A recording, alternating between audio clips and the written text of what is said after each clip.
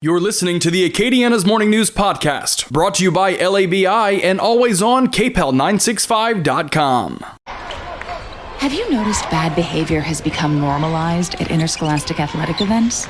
Some fans seem angry. They lack civility toward one another.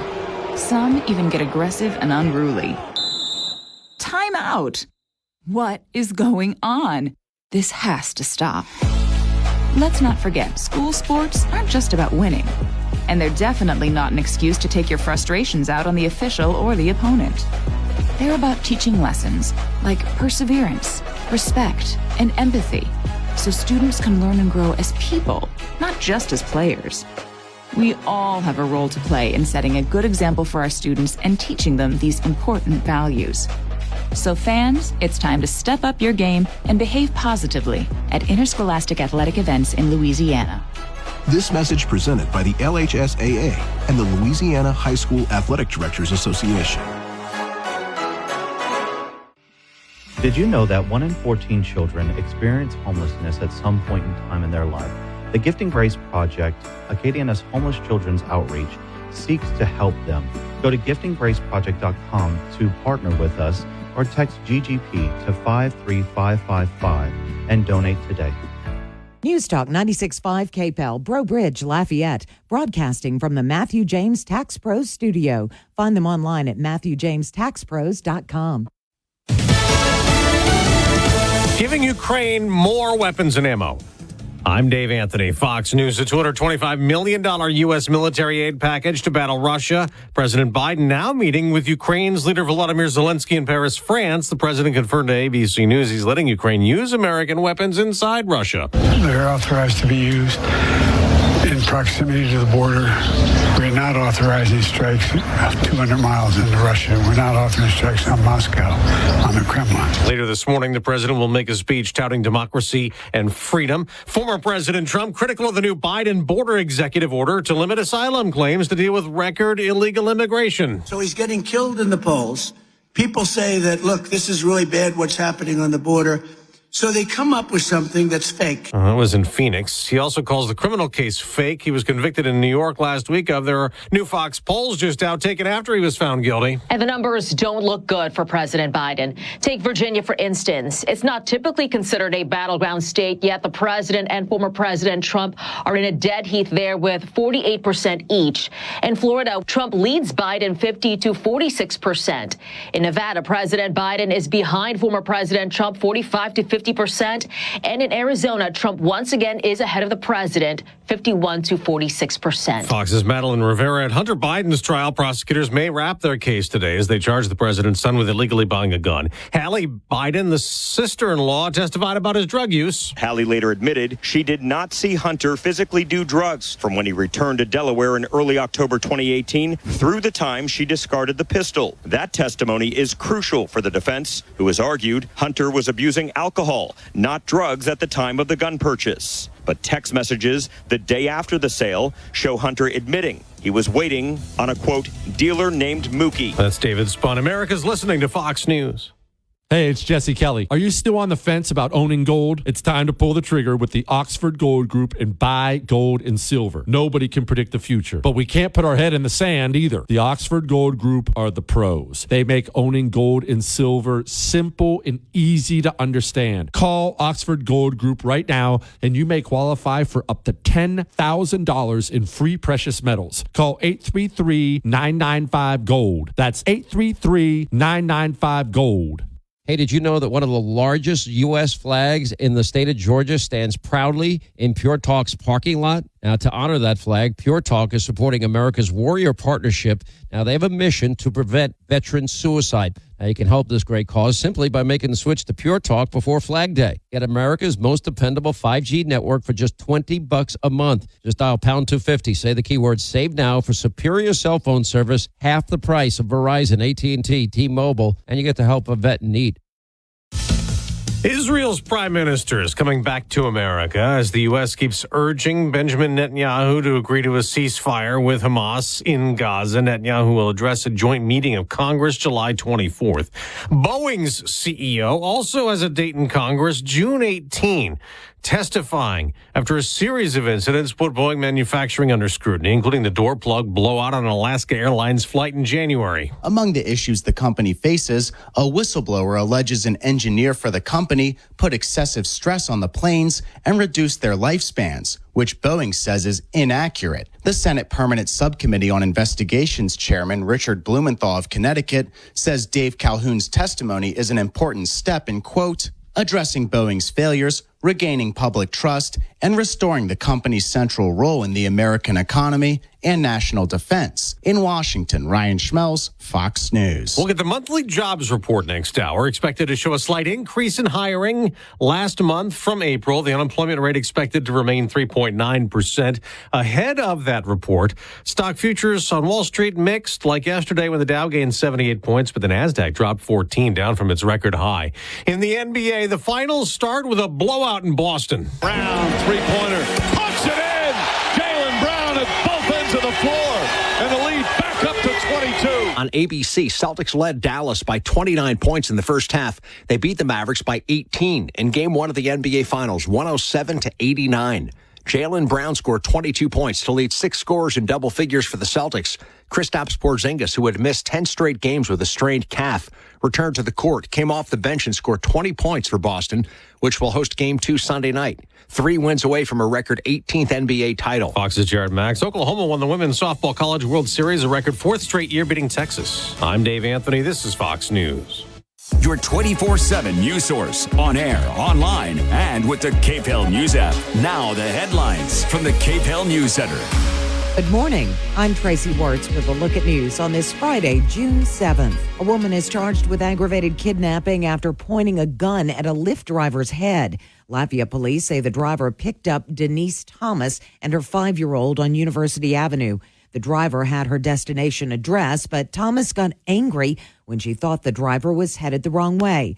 She brandished the weapon and demanded to be brought home, at which point the driver got scared and decided to crash the car into a ditch near Acadiana Hills and escape. Thomas turned herself in late Thursday afternoon. The fire marshal is urging residents to make sure their homes are equipped with working smoke alarms after a married couple, Alan Viatar and Judy Viatar, died in a house fire in New Iberia last Sunday. Investigators have determined that the fire began in the center of the home. They're working to determine, though, an exact cause, but they suspect it may have been either an electrical malfunction or severe weather in the area at the time. Officials say they don't believe the home had any smoke alarms. A St. Mary Parish corrections officer faces multiple charges after officials say she brought a cell phone into the jail for an inmate. 20-year-old Malayi McBride is charged with possession of contraband in a penal institution and 2 counts of malfeasance in office, including 1 related to sexual conduct. The report indicates she also took part in phone calls of a sexual nature with the inmate. LCG crews have collected 9,000 cubic yards of debris since the storms that hit Lafayette in May. Officials say 50% of overall debris has been picked up, and they expect the first round to be complete within the next 2 weeks. A total of 18 trucks are running routes. Lots of chatter about LSU building a new $400 million arena, but no word yet on an exact location. The Advocate reports they've obtained information that points to the LSU golf course next to Alex Box Stadium as a popular option. The Tiger Athletic Foundation hopes to partner with a private developer to build the arena. Healthy Blue Louisiana, a state Medicaid provider, has donated $10,000 to the Early Head Start program initiative administered by United Way of Acadiana. Early Head Start focuses on preparing babies through age 3 for school and supporting pregnant mothers. If you're traveling through the intersection of Johnston and Evangeline Thruway this weekend, expect to slow down. The outside lane of Johnston will be closed starting at 8 o'clock tonight, and the closure will continue until 8 o'clock Sunday night. Drivers will be able to turn left or right onto the Thruway, but won't be able to go straight to Louisiana Avenue. Crews will be patching the concrete at that intersection.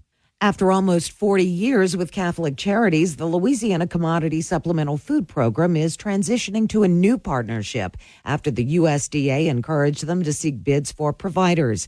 Feeding Louisiana, with its state network of food banks, will begin distributing senior boxes to eligible Louisianians 60 and over.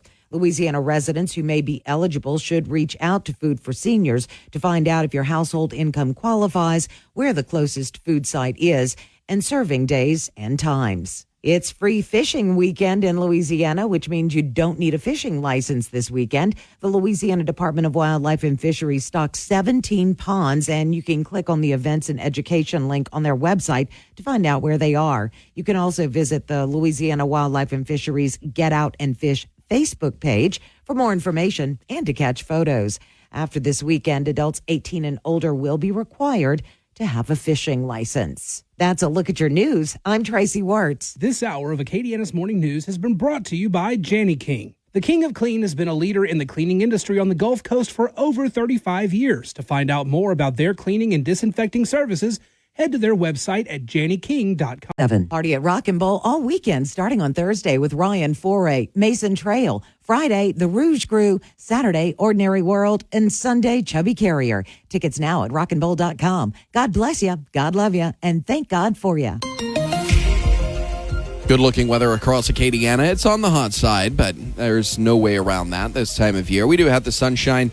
That's going to be out 95 degrees for that high here today with a heat index of about 104. Not much of a breeze, which isn't going to help much with the heat. Looking ahead through the rest of the weekend, those temperatures going to continue to sit in the mid-90s with scattered showers starting on Monday and continuing through the week. For the Storm Team 3 Weather Lab, I'm KTC meteorologist Daniel Phillips on News Talk 96.5 KPEL. News Talk 96.5 KPEL. Right now, traffic. No accidents early this morning. That's good news. Current temperature 75 degrees.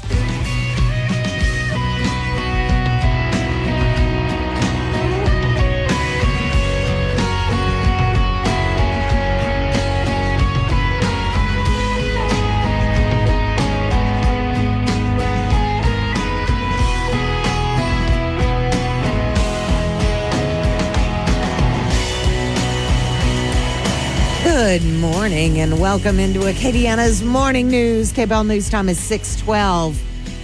I'm back in the land of the living, Mark. Back in the saddle again. I tell you what, it's a good place to be versus where I was for the last couple of days. Yes, indeed. All day. Today is June the 7th. It's National VCR Day. Do you still have one? No. No, yeah. No. Got rid of that a while back. As we were cleaning out the house, of course, we found boxes of VHS tapes. Oh, yeah. Boxes. And we kind of, I don't know. I don't think we tossed them. I think we donated them to somebody. But, you know, that's a challenge, finding a VCR these days. Yeah, old technology. Please be kind, rewind.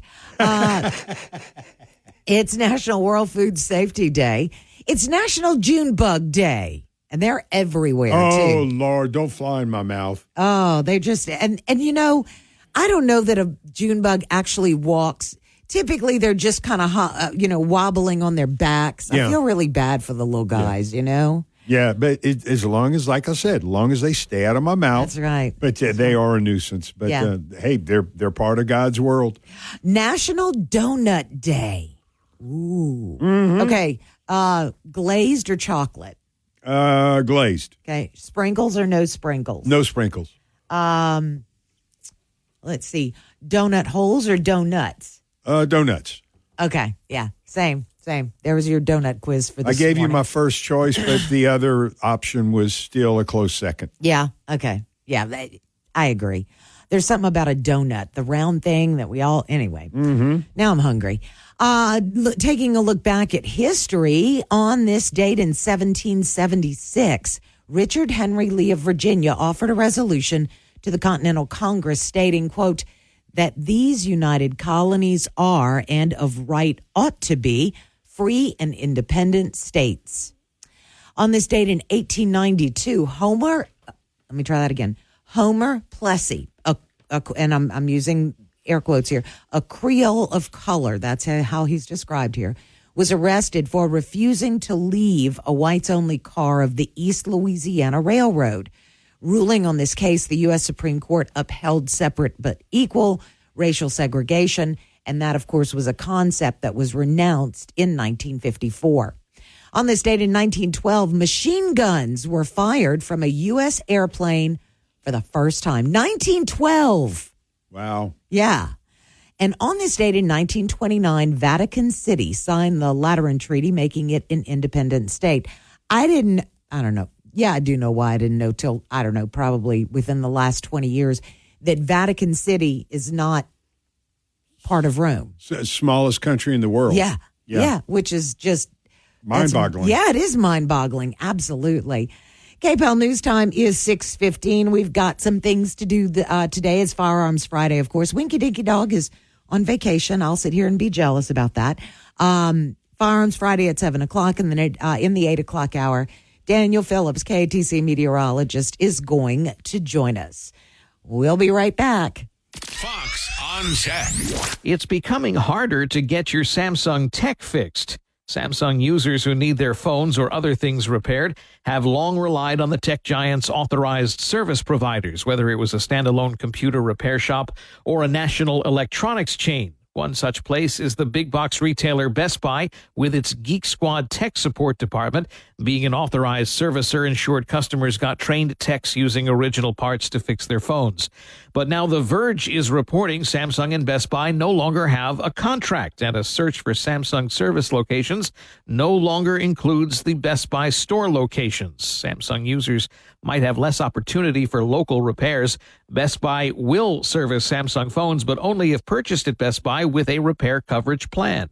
Manufacturers like Samsung warn against unauthorized repairs or the use of aftermarket parts. With Fox on Tech, I'm Eben Brown, Fox News. The Rustic Renegade is your one-stop shop in Lafayette for firearms, concealment furniture, men's grooming products, and our locally roasted coffee. Hey folks, it's Joe, and you have heard me talk several times about my time in the classroom here in Lafayette Parish being a teacher, and throughout those years had come across students who had been experiencing or had experienced homelessness. And I'm here with David Owens of Gifting Grace Project to talk a little bit about the work they do assisting kids in Lafayette who are experiencing the same thing. That's right, Joe. The Gifting Grace Project is Acadiana's homeless children's outreach, and we are proud to be the outreach for these children in Acadiana, providing them with backpacks with school supplies, hygiene products, meal vouchers, and more. Go to giftinggraceproject.com to help us out and make a difference today. Or you can text GGP to 53555 and get more information that way and make your donation as well. Folks, there's nothing more important than helping our most vulnerable, our kids. They are the future, and we need to do everything we can for them. And that's why David and I are here today asking you to support Gifting Grace Project. Get involved today. Thank you. What's dangerous and stupid and can cost you $25,000? Excavating without calling Louisiana One Call. So dial 811 before you dig. It's the law.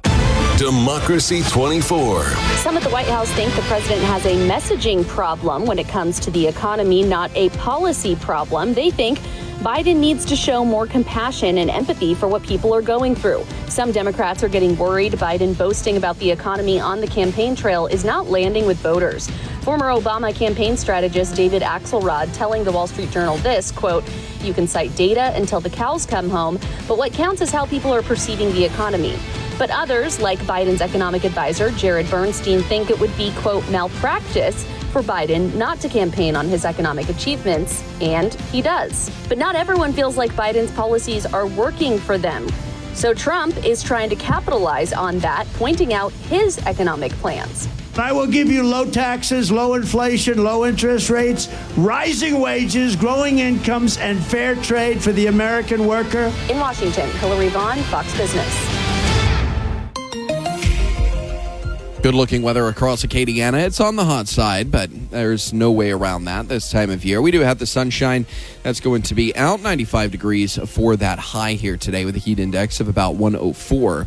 Not much of a breeze, which isn't going to help much with the heat. Looking ahead through the rest of the weekend, those temperatures going to continue to sit in the mid-90s with scattered showers starting on Monday and continuing through the week. For the Storm Team 3 Weather Lab, I'm KTC meteorologist Daniel Phillips on News Talk 96.5 KPEL. News Talk 96.5 KPEL. Right now, traffic. There's a major accident and fatality being reported at Northeast Evangeline Thruway and Mud Avenue. That intersection is closed, so you can't get through. Just be very careful and take an alternate route if your commute takes you through Northeast Evangeline Thruway and Mud Avenue.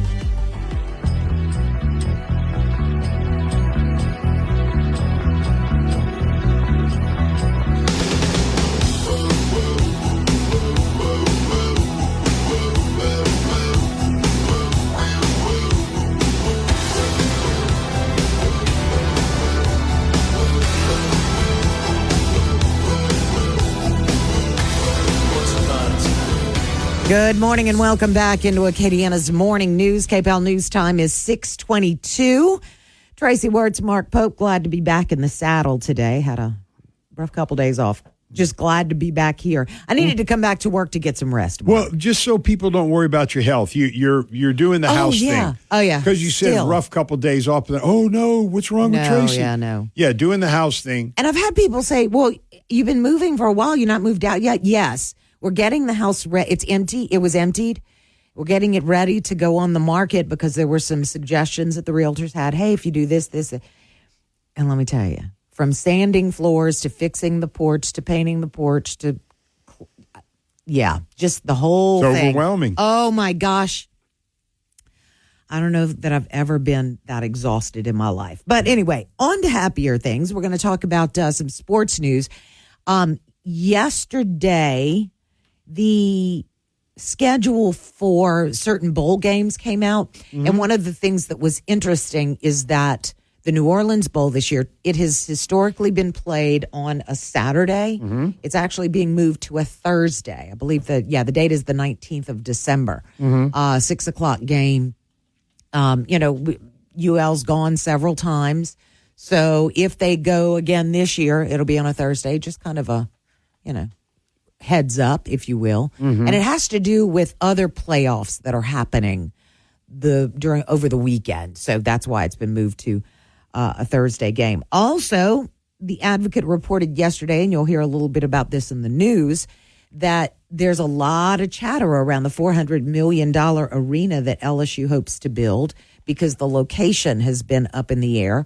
Not quite sure where that's going to be yet, but the most popular place that they've been discussing is the LSU golf course next to Alex Box Stadium. So we'll see. Okay. Now, so I was typing.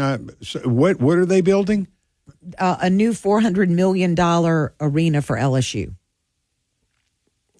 For it says arena. Okay. I don't know what that. I don't know. I'm sure that if I Googled, I could find out. That's a lot of change. But it is a lot of change. Lord. So anyway, yeah.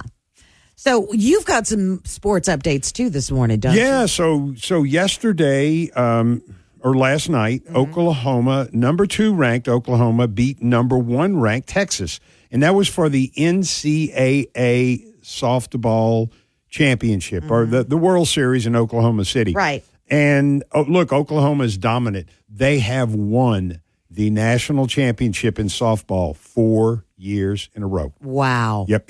Wow. They hold all kind of records. Now, have to localize it, bring in our Ragin' Cajuns. The Ragin' Cajuns did beat Oklahoma earlier this year. It actually snapped a consecutive win streak that the Oklahoma Sooners had in softball.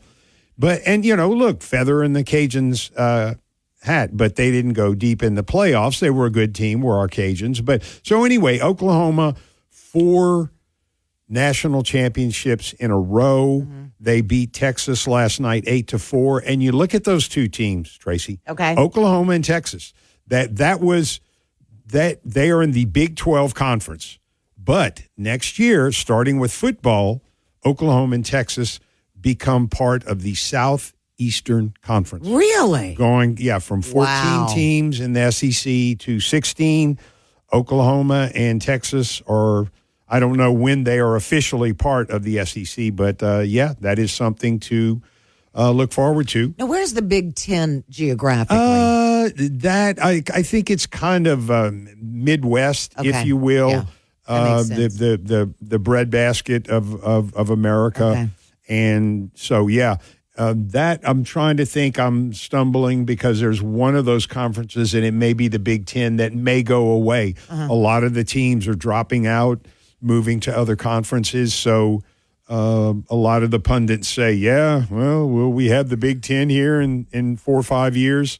So a little bit of uncertainty. But, yeah, like your comments about an arena for LSU and football season, it's going to be, not about 3 months, and then football season begins. So again, congratulations to the Oklahoma Sooners, their 4th national championship in softball, 4 years in a row. That's a record that may not ever be broken.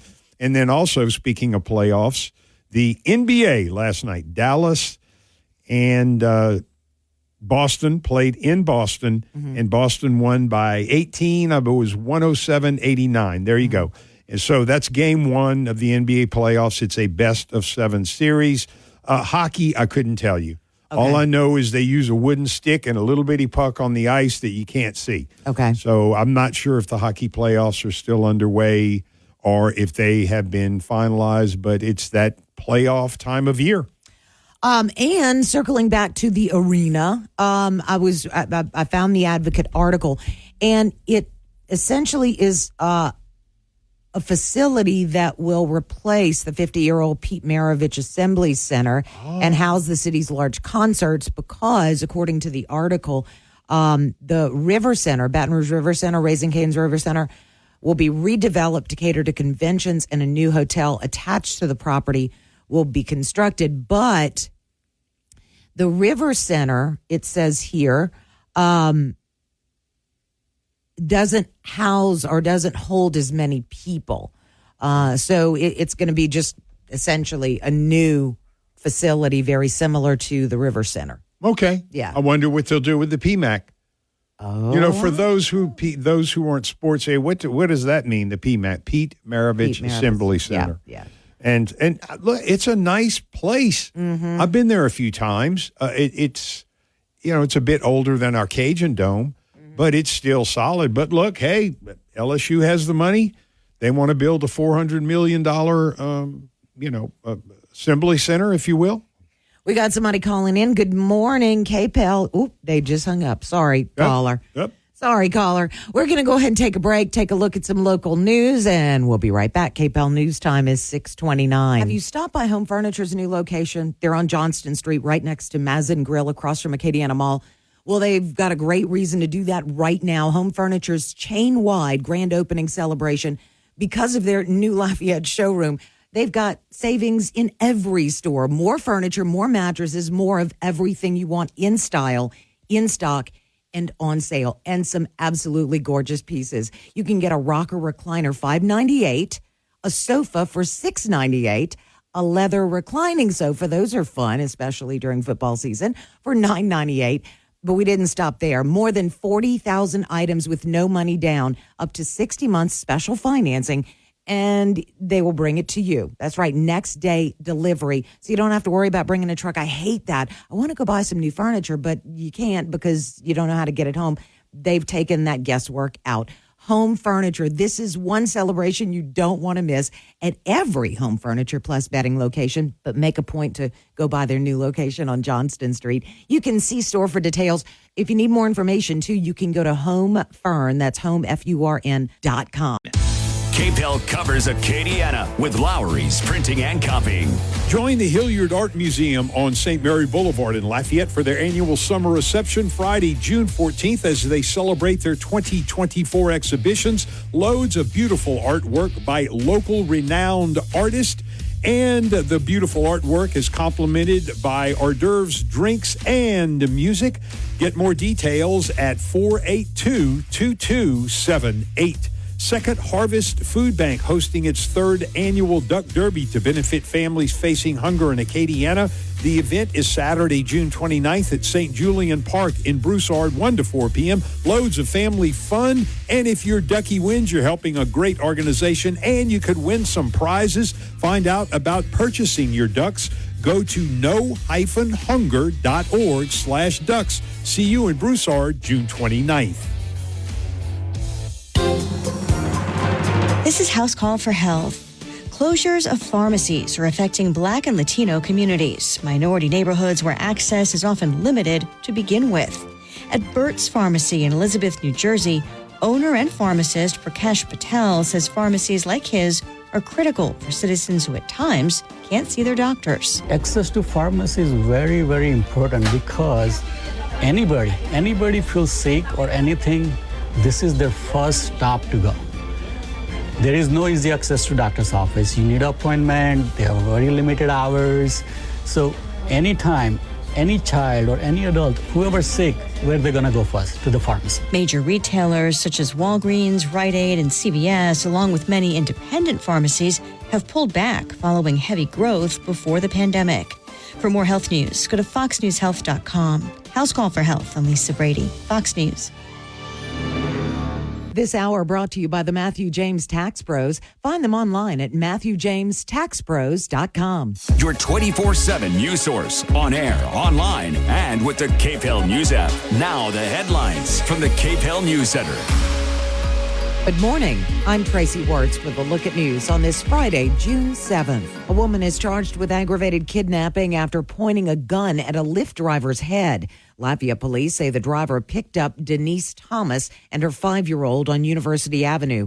The driver had her destination address, but Thomas got angry when she thought the driver was headed the wrong way. She brandished the weapon and demanded to be brought home, at which point the driver got scared and decided to crash the car into a ditch near Acadiana Hills and escape. Thomas turned herself in late Thursday afternoon. The fire marshal is urging residents to make sure their homes are equipped with working smoke alarms after a married couple, Alan Viatar and Judy Viatar, died in a house fire in New Iberia last Sunday. Investigators have determined that the fire began in the center of the home. They're working to determine, though, an exact cause, but they suspect it may have been either an electrical malfunction or severe weather in the area at the time. Officials say they don't believe the home had any smoke alarms. A St. Mary Parish corrections officer faces multiple charges after officials say she brought a cell phone into the jail for an inmate. 20-year-old Malayi McBride is charged with possession of contraband in a penal institution and 2 counts of malfeasance in office, including 1 related to sexual conduct. The report indicates she also took part in phone calls of a sexual nature with the inmate. LCG crews have collected 9,000 cubic yards of debris since the storms that hit Lafayette in May. Officials say 50% of overall debris has been picked up, and they expect the first round to be complete within the next 2 weeks. A total of 18 trucks are running routes. Lots of chatter about LSU building a new $400 million arena, but no word yet on an exact location. The Advocate reports they've obtained information that points to the LSU golf course next to Alex Box Stadium as a popular option. The Tiger Athletic Foundation hopes to partner with a private developer to build the arena. Healthy Blue Louisiana, a state Medicaid provider, has donated $10,000 to the Early Head Start program initiative administered by United Way of Acadiana. Early Head Start focuses on preparing babies through age 3 for school and supporting pregnant mothers. If you're traveling through the intersection of Johnston and Evangeline Thruway this weekend, expect to slow down. The outside lane of Johnston will be closed starting at 8 o'clock tonight, and the closure will continue until 8 o'clock Sunday night. Drivers will be able to turn left or right onto the Thruway, but won't be able to go straight to Louisiana Avenue. Crews will be patching the concrete at that intersection. After almost 40 years with Catholic Charities, the Louisiana Commodity Supplemental Food Program is transitioning to a new partnership after the USDA encouraged them to seek bids for providers. Feeding Louisiana, with its state network of food banks, will begin distributing senior boxes to eligible Louisianians 60 and over. Louisiana residents who may be eligible should reach out to Food for Seniors to find out if your household income qualifies, where the closest food site is, and serving days and times. It's free fishing weekend in Louisiana, which means you don't need a fishing license this weekend. The Louisiana Department of Wildlife and Fisheries stocks 17 ponds, and you can click on the events and education link on their website to find out where they are. You can also visit the Louisiana Wildlife and Fisheries Get Out and Fish Facebook page for more information and to catch photos. After this weekend, adults 18 and older will be required to have a fishing license. That's a look at your news. I'm Tracy Ward. I heard the call to serve, so I answered. I earned a title and discovered my purpose. I found belonging, an unbreakable bond with my fellow Marines. We fought to overcome adversity together in defense of our nation and its people. I've lived a full life, rich with meaning. And even though I no longer wear the uniform, I am still a Marine. My service has come full circle. I will always look after those around me. I will always uplift and support my country and my community. Because that is the promise I made. That is what it means to be a Marine. Semper Fidelis. Always faithful, always Marine. Good looking weather across Acadiana. It's on the hot side, but there's no way around that this time of year. We do have the sunshine. That's going to be out 95 degrees for that high here today with a heat index of about 104. Not much of a breeze, which isn't going to help much with the heat. Looking ahead through the rest of the weekend, those temperatures going to continue to sit in the mid-90s with scattered showers starting on Monday and continuing through the week. For the Storm Team 3 Weather Lab, I'm KTC meteorologist Daniel Phillips on News Talk 96.5 KPEL. News Talk 96.5 KPEL. Right now, traffic. We do have a major crash northeast of Angelin Thruway at Mudd that could potentially be a fatal accident. So if you travel through that area during your commute, you're going to want to take another route. We've received reports from the area, thank you, Sophie, that intersection, some of the areas of those roadways may be closed while they work that accident. Current temperature 75 degrees.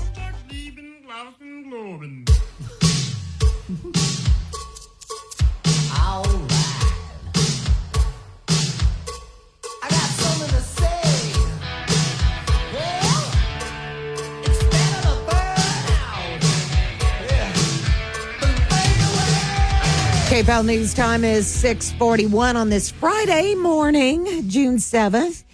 Tracy Wertz, Mark Pope joining you. Glad to be back in the saddle today. Yesterday, Mark, I missed being here on the anniversary of D-Day, and you brought to my attention that it was the 40th, 80th anniversary of D-Day. Right. Yes.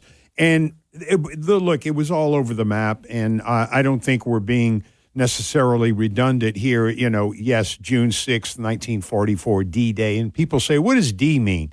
Well, that's military jargon. D-Day is the first day of any major military operation. Okay. So D-Day, June 6th, 1944, means the beginning of Operation Overlord, which, as everybody knows, was not just the U.S., but 15 countries having to work together that stormed the beaches on Normandy. So here's just kind of a review, Tracy, some interesting facts. General Dwight Eisenhower was the supreme commander of Operation Overlord, like I said, working with 15 nations, the Allied troops, if you will. So there were 5 beaches. Mainly we hear about Omaha, but there were actually 5 beaches. They're in Normandy. And years ago, before I learned about the beaches, I thought, okay, like a resort beach is Omaha Beach or Utah Beach. No, those are code names. These are beaches, in Normandy. So the U.S. military and all its 14 other allies, if you will, came up with code names: Omaha Beach, Utah Beach, Gold Beach, Juneau, and Sword. And there were troops coming in on all those beaches. So roughly 150 troops came in. There were 5,000 airplanes. They flew 12,000 sorties, missions in the airplane, 7,000 ships used to transport troops and equipment and supplies. Mind-boggling. 18,000 paratroopers. The majority of those were Americans, were parachuted into that area around Normandy. And so, but it didn't just end on June 6th. I mean, it continued for days, bringing in the equipment and the personnel. In fact, the Battle of Normandy raged for 12 weeks. 12 weeks. And look, there were questions. There were considerations of calling back the troops. because it was massive. Look, roughly 10,000 casualties on each side, German losses and Allied losses. And so, it wasn't, it's just the bravery and the heroism of those veterans. And right now, the veterans that stormed the beaches of Normandy, they range in age from 97 to 106. We saw them highlighted in some stories. Point du Hoc, that is at the Omaha Beach. It was a fortified structure, if you will, almost like a fort that was up high, and the Germans were using it to just mow down Americans. Well, Army Rangers, and you would think, well, yeah, it was the Army Rangers and Naval. There were no Marines to speak of in Operation Overlord. It was Army Rangers. Why? There's speculation. They didn't, the Marines save them for later. They didn't want to, make the Army Rangers look bad, as it were. So it may have been somewhat political. Okay, so here's an interesting thing, but it was mass chaos, especially on Omaha Beach. And, the planning for Operation Overlord began in late 1943. So the planning went on for 7 or 8 months. And the plans were there. Intelligence was there as far as placement of German troops and defenses. It proved in the end pretty much worthless. So here are the zones on Omaha Beach. It was all mapped out. Charlie, dog green, dog white, dog red, easy green, easy red, fox green, fox red. These were all zones where divisions of Army soldiers, infantrymen were said, you go here and you go there. Well, the best laid plans, they just flew out the window. And all these divisions kind of came together in a patchwork, and ultimately they prevailed. But the Army Rangers overthrew that Point du Hoc. They went in through their bravery and got the German soldiers out of that fortress, threw in hand grenades and things like that. And so, we always need to remember D-Day. And then let's see, there's a little info here. Yeah, so 10 weeks after D-Day, the Allies launched a second invasion on the southern coast of France and began a simultaneous advance toward Germany. So this was just, absolutely mind-boggling, and it was all for the freedom of the world because we were fighting the madman, Adolf Hitler. So remember our veterans, remember D-Day forever and ever, and pray for our country and those great veterans that saved our country and our world. I think often on D-Day that not just D-Day, but also the bombing of Pearl Harbor Day in December. Yeah. That for that generation, that was their 9/11. Yeah. September 11th comes around, and the majority of living Americans know what that means. Mm-hmm. Now, it's been 20-something years ago, so the younger generation may not. Yeah. But I think 9/11 is in the collective consciousness. Mm-hmm. Mm-hmm. D-Day is something that those of us, the majority of the collective consciousness, if you will, that we know about, but the emotion doesn't necessarily come up to the level of 9/11 simply because we weren't there. That's right. So there's a segment of the population, whether they were fighting in World War II or even children at that time who are still alive, who remember that emotion of that day. So I want to just bring that to everyone's attention because I know for me, I hear about it, it makes me sad. I know my grandfather fought, et cetera, but it's a far removed event from me. That is all very, very true. And good point. Yes, we remember that which is closest to us. And for us, here, really think about it, how crazy the start of the 21st century. Yep. And we've seen, terrorism has just grown, and that's a common word. We hear it all the time in the course of a news week, news cycles, always hearing about terrorism. Yeah. So World War II, but that was really the event because the freedom of the world was threatened. And, you wonder how many people died in World War II, not just soldiers, but worldwide. 75 million people, the majority of which were civilians. And I'm looking at over 20 million military personnel and 40 million civilians died in World War II. So it was definitely a sacrifice.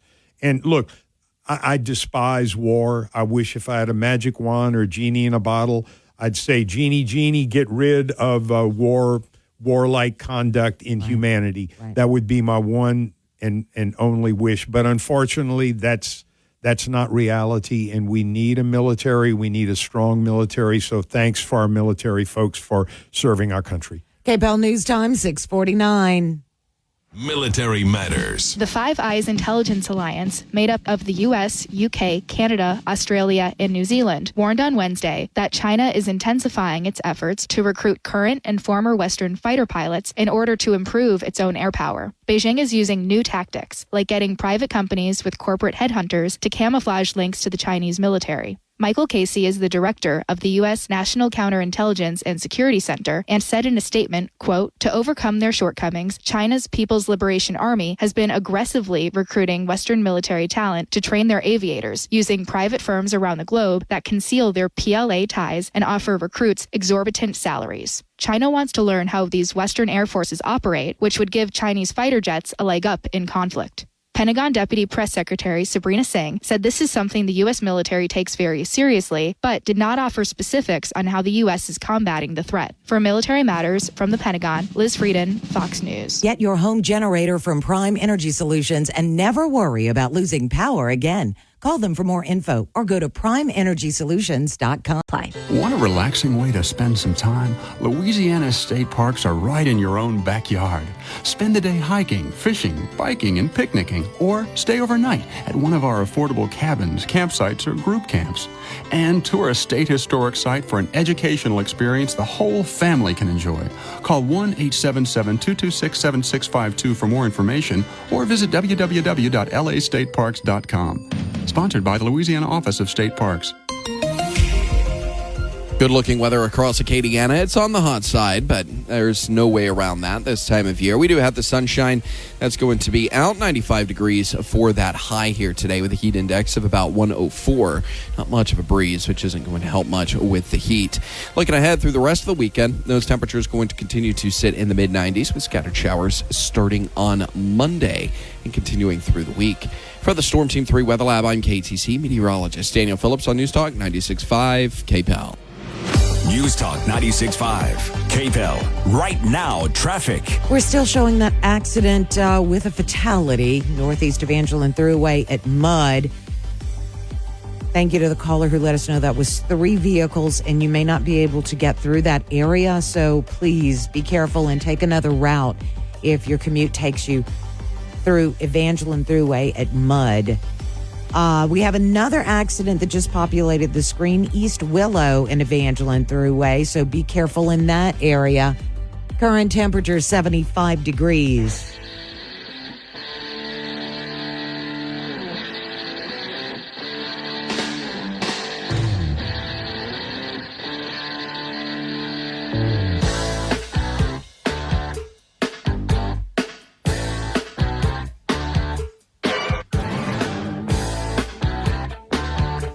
KPEL News Time is 6:55 on this Friday morning. Happy Friday, everyone. This week, tributes just absolutely poured in after the announcement that Richard Zuschlag, the co-founder of Acadian Ambulance, passed away on Wednesday. From just everywhere, Lafayette City Government, Lafayette Parish Schools, just across the board. And you could see just how many organizations and people Mr. Zuschlag touched throughout his life. Services have been announced. Visitation and the service will all be held at St. Pius X Catholic Church on Kali Saloom Road. It will begin Tuesday and be held from 2 until 8. That's visitation. Rosary recited at 6 o'clock that night. And then on Wednesday, visitation will continue from 8 until the service at 10 o'clock, again at St. Pius on Kali Saloom Road. And burial will follow at Calvary Cemetery in Lafayette. They are asking that in lieu of flowers, you make donations to cur.gov. That's cur in French is heart, COEURS.org. And it looks like, again, we know everything that Mr. Zuschlag and Acadian Ambulance represents. We've seen it in action for the 50 years that he led that organization. So rest in peace, sir. And if you'd like to attend the services or bring your condolences to the family, again, St. Pius on Tuesday afternoon with a service on Wednesday morning. KBEL News time is 6:57. We've got a look at news, local and national. Business Report is brought to you by Gulf Coast Bank, your local community bank. Whether your financial needs are for an individual, a business, or for the whole family, Gulf Coast Bank has the knowledge and products to serve you best. With 9 convenient locations throughout Acadiana, you're never far from a friendly Gulf Coast Bank associate. I'm Liz Clayman, and this is the Fox Business Report. The May employment report is expected to reveal a modest increase in new jobs created. Economists are expecting the unemployment rate to remain the same at 3.9%, with approximately 185,000 new jobs created, more than April. Strong job growth could further delay an interest rate cut from the Federal Reserve, though most economists are no longer predicting a cut at the Fed's meeting next week. Meme stock investor Keith Gill, also known as Roaring Kitty, says he'll live stream today at noon Eastern time. He's behind the jump in GameStop shares. Gill returned to social media last month after a 3-year hiatus. NVIDIA's stock split happens today after the closing bell. Anyone who owned shares yesterday will receive 10 shares for every share on record. That's your Fox Business Report. I'm Jenny Cosola, invested in you. Hey, it's Jesse Kelly. Are you still on the fence about owning gold? It's time to pull the trigger with the Oxford Gold Group and buy gold and silver. Nobody can predict the future, but we can't put our head in the sand either. The Oxford Gold Group are the pros. They make owning gold and silver simple and easy to understand. Call Oxford Gold Group right now and you may qualify for up to $10,000 in free precious metals. Call 833-995-GOLD. That's 833-995-GOLD. News Talk 96.5 KPEL, Breaux Bridge, Lafayette, broadcasting from the Matthew James Tax Pros studio. Find them online at MatthewJamesTaxPros.com. A promise from president to president. I'm Dave Anthony, Fox News. I assure you, the United States is going to stand with you. President Biden said that to Ukraine's leader as the two meet now in France as the U.S. provides another $225 million military aid package. The president apologizing for a delay in approval in Congress. Volodymyr Zelensky says that support helping fend off Russia's invasion is vital. Like it was during World War II, how the United States helped to save human lives, to save Europe. In a few hours, we'll hear again from the president. Normandy, France, touting democracy and freedom. Fox's Peter Ducey's there. This might be the most breathtaking backdrop for any presidential speech since Ronald Reagan used it 40 years ago. The lectern with the presidential seal is sitting atop a German bunker that is on top of a 100-foot cliff that Army Rangers on this day 80 years ago took. Next month, Israel's prime minister will deliver a speech to a joint meeting of Congress July 24th as the U.S. keeps urging Benjamin Netanyahu to agree to a ceasefire with Hamas in Gaza. At Hunter Biden's trial, the prosecution may wrap up its case today, charging the president's son with illegally buying a gun in 2018 while an illegal drug user. The prosecution only has 2 more witnesses before the defense takes over this case, so it's possible we could have a verdict by early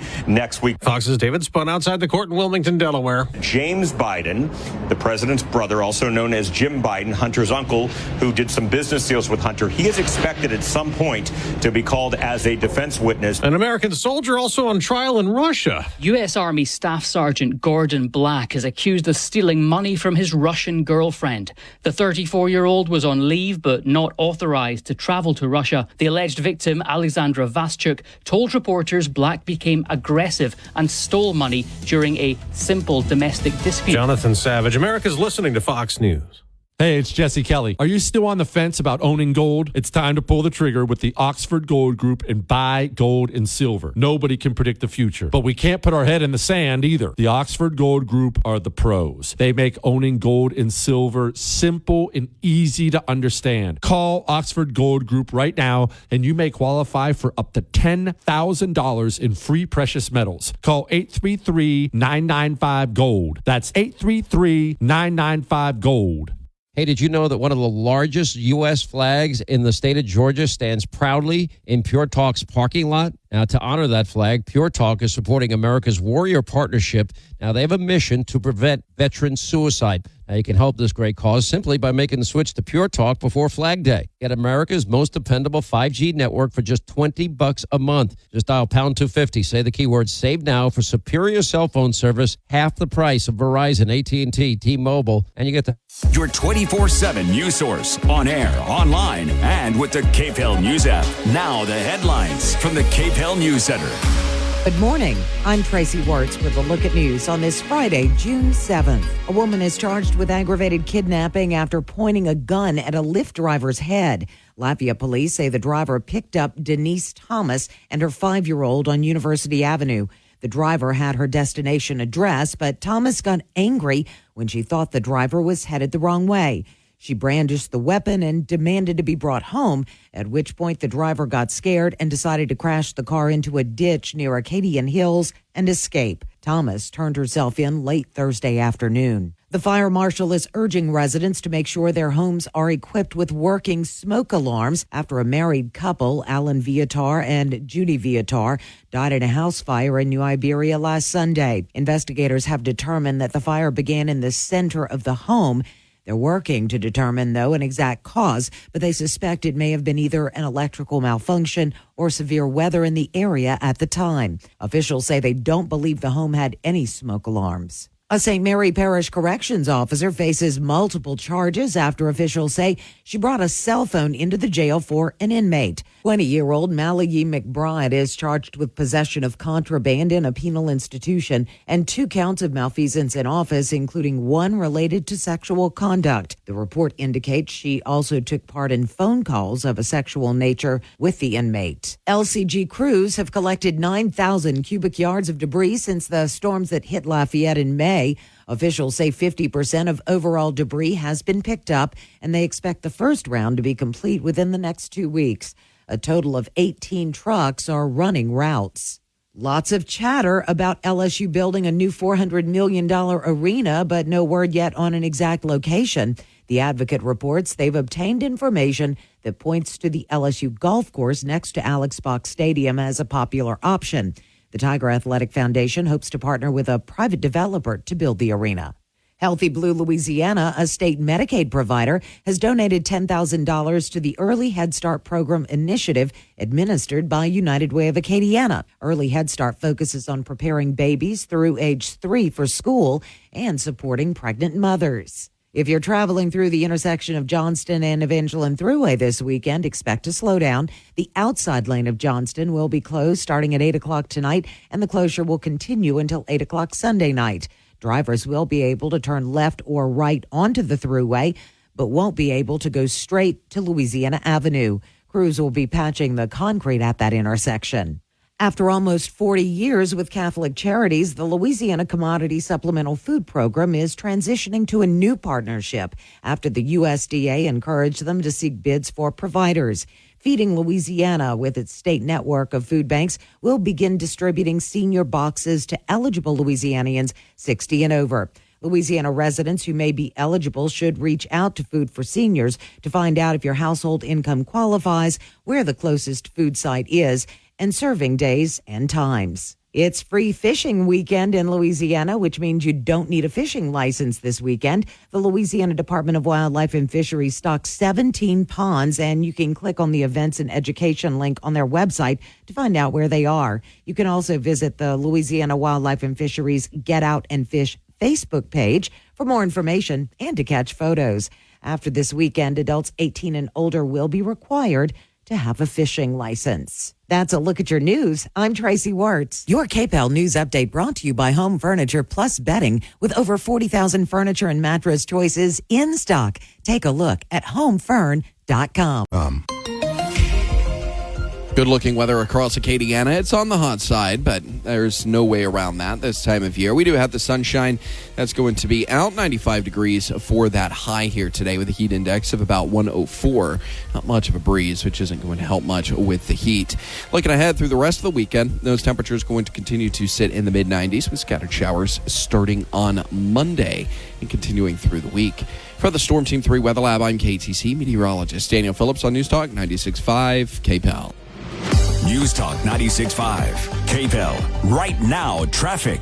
It was an accident that happened about 5:30 this morning northeast of Angelin Thruway at Mudd that shows the fire department and police still working it. It was a 3-car accident. They are reporting a fatality, so that area is going to be jammed up until they clear that. Also an accident East Willow at Evangeline.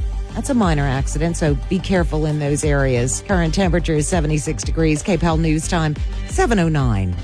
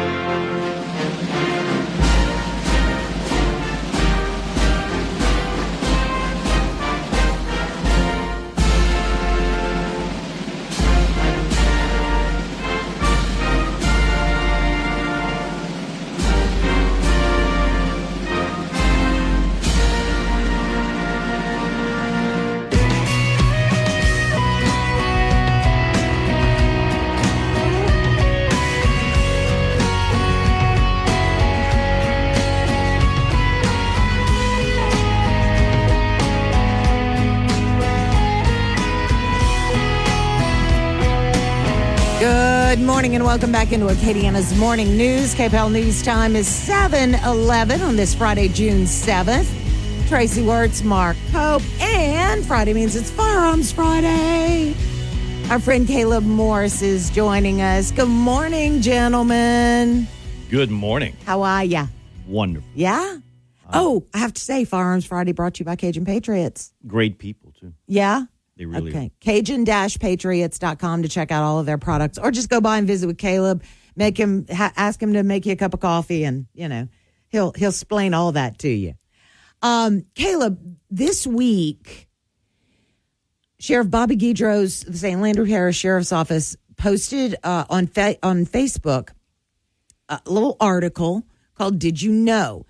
And it says, did you know, in all caps, you can be charged with a felony if you are denied when attempting to purchase a firearm or ammunition. That was very confusing to me.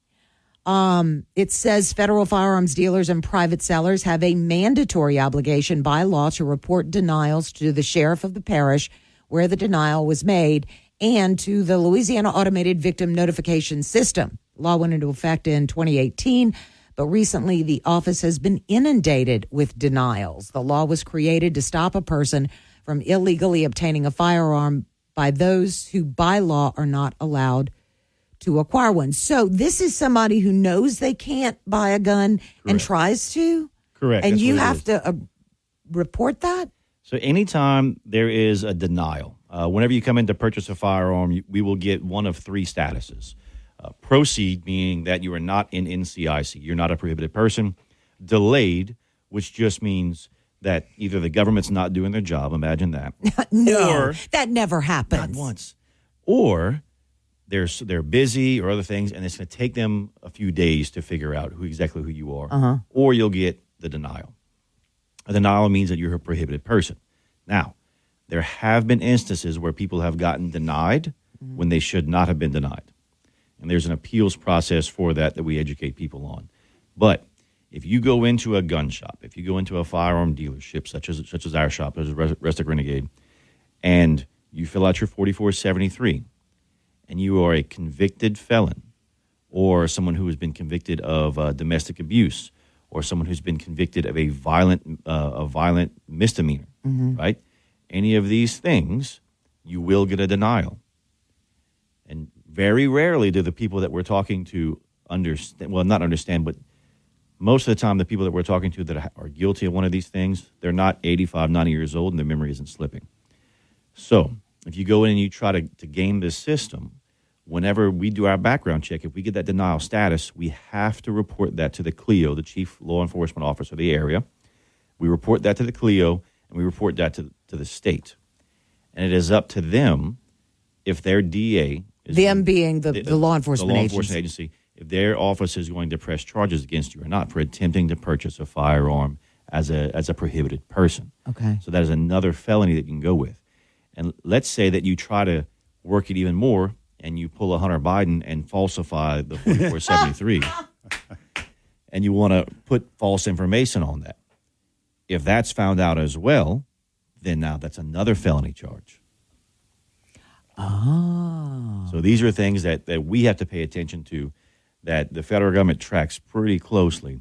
And look, you might get off the hook like someone else, or they could press charges and go after you. This is something to be aware of, because Louisiana says you can get your rights back after 10 years. Okay. So if you were a convicted felon and you've gone through and you've had a good life for 10 years, you haven't done anything wrong for 10 years, and the state gives you your rights back, the federal government does not do that.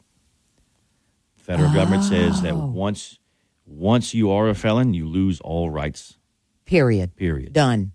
So the best way to around that process, if you were a felon in the past and you've been reformed and you've improved and you want to restore your rights, go through the expungement process. Go through that expungement process, talk to your lawyer, let them file the paperwork, and once that's complete, then at that point in time, you can purchase a firearm legally. So, okay, now this brings up all kind of questions. So there's a form, if I wanted to go and purchase a gun, there's a form I'd need to fill out. It's called a 4473. It's the background check form. Okay. Federal form? The federal form. So I would need to disclose on that if I'm a convicted felon. Correct. Now, see, right there.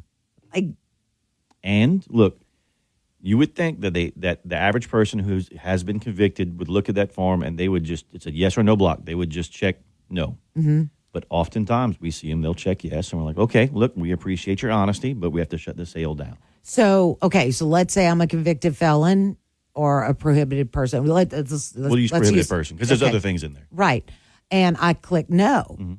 And you put me into your system. Is the system going to flag it? Yeah, when we do the background check, we send that off to the FBI. Okay. And the FBI just tells us proceed, delayed, or denied. Okay, right? they don't tell you why. Yeah, we don't. That is your private information. We are not entitled to that. Okay. So if you get a delay or a deny, we sit down with you and we say, look, this is the form. We have a little trifold. This is the federal form. If you want to figure out why and appeal this, this is the process. Okay, got it. So then you can go through the appeals process. There are people. We have a customer that comes in regularly who gets delayed. He has never been convicted of anything. He has been denied twice. Wow. He goes through the appeal process. The government says, well, okay, yeah, we made a mistake. Let's fix that. What they told him is to buy what's called a UPIN, a unique personal identification number. Uh-huh. Think of that as like a Social Security number times 2. Yes. Okay. Right. They're not free. So that's the government saying, hey, we want some more money. Yeah. Mm-hmm. So what Louisiana does instead is Here in Louisiana, if you get your concealed carry permit, that background check is actually more in depth than the federal background check. Okay. So, like for him, the government wanted him to buy a U-Pin, go through the process because he continually gets delayed or denied when he should not be. He ended up getting a Louisiana concealed carry permit, training and class, training and state fees, everything. He was all in less than $300, which is about 90% less than that U-Pin. Now he comes in, we scan his driver's license, we scan his concealed carry permit, we make sure they're both valid, and he walks out. Good to go. So that one, if you get your concealed carry permit and go through all of that, that because they have done the background check, that supersedes. It supersedes the federal background check. So as long as your permit is valid and no more than 5 years old, that's what Louisiana law says, we as a dealership, as an FFL, have the right to, we don't have to, but we can use that ID in lieu of submitting the paperwork. You still must fill out the form. Okay. But in lieu of us calling it in or submitting the paperwork, we can use the state background check. Let me throw in something I learned several years back on social media when I was still doing social media. And it was a post from a military veteran. And the military veteran said, because I am receiving treatment for PTSD, post-traumatic stress disorder, I was denied a permit for a gun. So that may be one of the, and again, I took it on face value. I said, this seems to be legitimate. It shouldn't be. That shouldn't be the case. I know plenty of people who come through that are currently getting psychiatric help for depression and all those other things. Those do not prohibit you. The only reason that would prohibit that person would be if they had done something violent, if they were incarcerated for a period of time, and they were court-ordered to go through this kind of treatment. So, we may have only gotten half the story from this particular and then person. The only way they would know that is if they did the appeals process. Gotcha. And I can tell you very honestly, out of every 10 of those forms that I give out, and I'm like, hey, appeal it, figure it out, challenge the government, 2 people fill it out. Yeah. So the vast majority of people they're just giving up their rights. they're like, I'm not going to fight it. It's the government. Right. But man, fight like tooth and nail for your rights. So Mark brings up a good point. What sort of things, and we've talked about it, but at some point it just gets as clear as mud. What things prohibit someone from purchasing a gun? So any felony charge. Okay. Any felony charge will do it. Violent misdemeanors, they will do it as well. Domestic abuse will prohibit you. Those are the big ones. Those are the big ones. There's I believe, a few more little minor ones that are very rare, but those are the bigger ones that will get you in there. If you're going through and you're court-ordered to take antipsychotics or court-ordered to take antidepressants, sometimes, depending on what those medications are, I'm not privy to that information, those will prohibit you as well. A lot of times people believe that they get delayed because they have a military clearance. So like I had a TSSCI, a top secret. I've also had a Department of State secret clearance. If you go into a lot of gun shops and talk to them, they'll say, oh, that will delay you. It'll cause you to delay. That's not true. Okay. Our government does not communicate with itself very well at all. No. So whenever you do these background checks, if they go through and you recently filled out what's called an SF-81 to do one of the federal background checks for a clearance, it just shows up on the FBI side, this person is doing a background check on a federal level. So at that point, the FBI will delay you normally, and they say, oh, it's just for a military clearance or a DOS clearance or whatever, no big deal. It does not follow you around. I've heard people say, oh, I have a TWIC card, and that causes me to get a delay. No, it doesn't. Those systems do not communicate. Okay. And when I say they don't communicate, they don't know that the other one exists. Wow, okay. So the federal government, even though they issue you a TWIC card, the FBI, which looks at criminal records, TWIC card is not a criminal record. No. Those don't communicate together. So oftentimes, if you get delayed, it's because of credit. Credit? Really good credit score or really bad credit score. Really? Because the federal government says this person can be bought or they have been bought. So that will delay you. So it's guilty and it's guilty until proven innocent. Yeah. So it's a pain in the butt. And look, I understand the purpose of the background checks. We didn't always have them. But there's a number of things and a number of pitfalls in the system. But the big three that will deny you is any felony, domestic abuse, and a violent misdemeanor. So, and, you know, I want to go ahead and ask you a question, Mark, because I want to ask another question about the antidepressants and those kind. And, you know, in today's day and age, especially when we are all running a million miles an hour, you have a lot more people who may be diagnosed with clinical depression. I'm glad you clarified that it's court ordered. It's court ordered, because I worry that people don't want to lose their Second Amendment rights, so they don't get the treatment that they need that could just make them okay. And that, you know? that is common. I've talked to many people, especially veterans, who are like, look, I don't want to get this diagnosis, be it PTSD, TBI, or a number of other things. I don't want to get this diagnosis because I'm afraid I'll lose my rights. And it can happen. And I, as a vet, I would be more worried about that with the VA. As a civilian, if you go to your doctor and talking to your doctor, if they recommend that you be on an antidepressant, and you're discussing with them, and you're like, okay, why do you recommend that, and go through, that doctor, if when that doctor puts that prescription in, when they enter into the medical system, which I don't remember what that's called, if they put that in there that they are afraid that you will hurt yourself or hurt others, then it can impact your rights to owning a firearm. But if that's not the conditions that they're prescribing that medication, it has to be court ordered, right? So it's all in how that doctor does it. And 90% of the doctors out there aren't trying to strip you of any rights. No, right. And if they think you're in one of those positions, they will normally recommend you go to an outpatient clinic or something first and foremost. Right. Wow. So but to that point, I think it would be prudent for you to have that discussion with your doctor. It is very, Look, you want me to.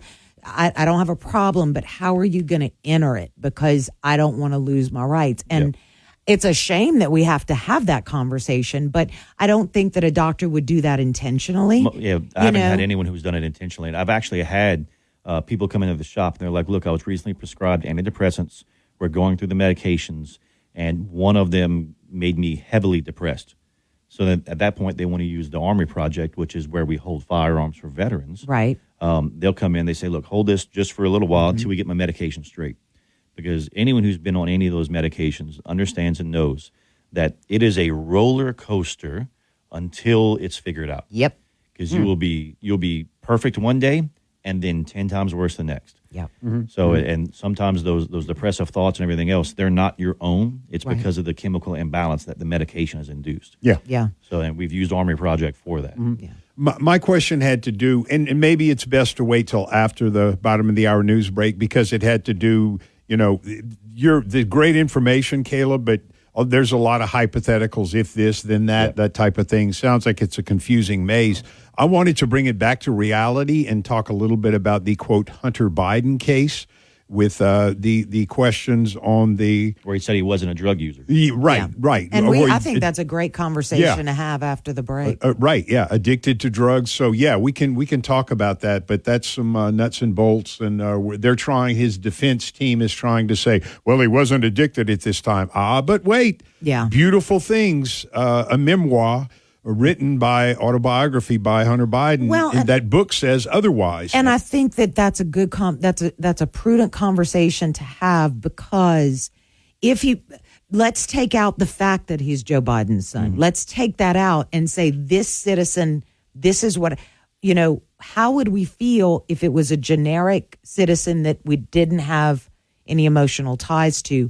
Just the case on its face. And then we can dive into the rest. But I think that's an important conversation to have, too. Yes, indeed. So we will take a break. We will look at news and weather and traffic. We'll be back. KPEL News Time, 7:27. You open your medication at night. Maybe it's blood pressure medication or something you take every single day, and it's empty. And you think, oh, gosh, I have such a busy day tomorrow. I don't have time to go to the pharmacy. I've got a solution for you. Neighbor's Pharmacy. Yes, transfer your prescriptions to Neighbor's Pharmacy because they offer free delivery. They'll bring it to you. You don't have to worry about making a stop at the pharmacy, making time in your schedule.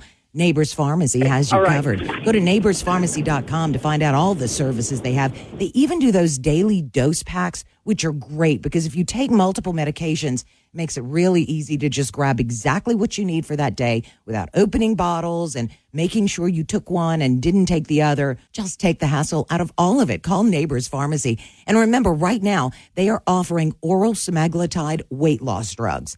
That's right. You know what I'm talking about. The weight loss drug that everyone is on and having wonderful results with. Well, they offer it in an oral form. You put a drop under your tongue and watch the weight melt away. You use it daily. Make sure you call your doctor, talk to him, and then have him call in that prescription to Neighbors Pharmacy. They compound it right there in their lab so you can trust the product you're getting. Neighbors Pharmacy. Remember, too, that they're much more than a pharmacy. They have a wonderful gift shop. So whatever you need a gift for, Father's Day, a birthday, a graduation, a baby shower, a wedding, they've got you covered. Neighbors Pharmacy. They're located on Johnston Street, right near West Broussard. Go by today, check it out, or call. Transfer those medications and take advantage of free delivery. KPEL covers Acadiana with Lowry's Printing and Copying.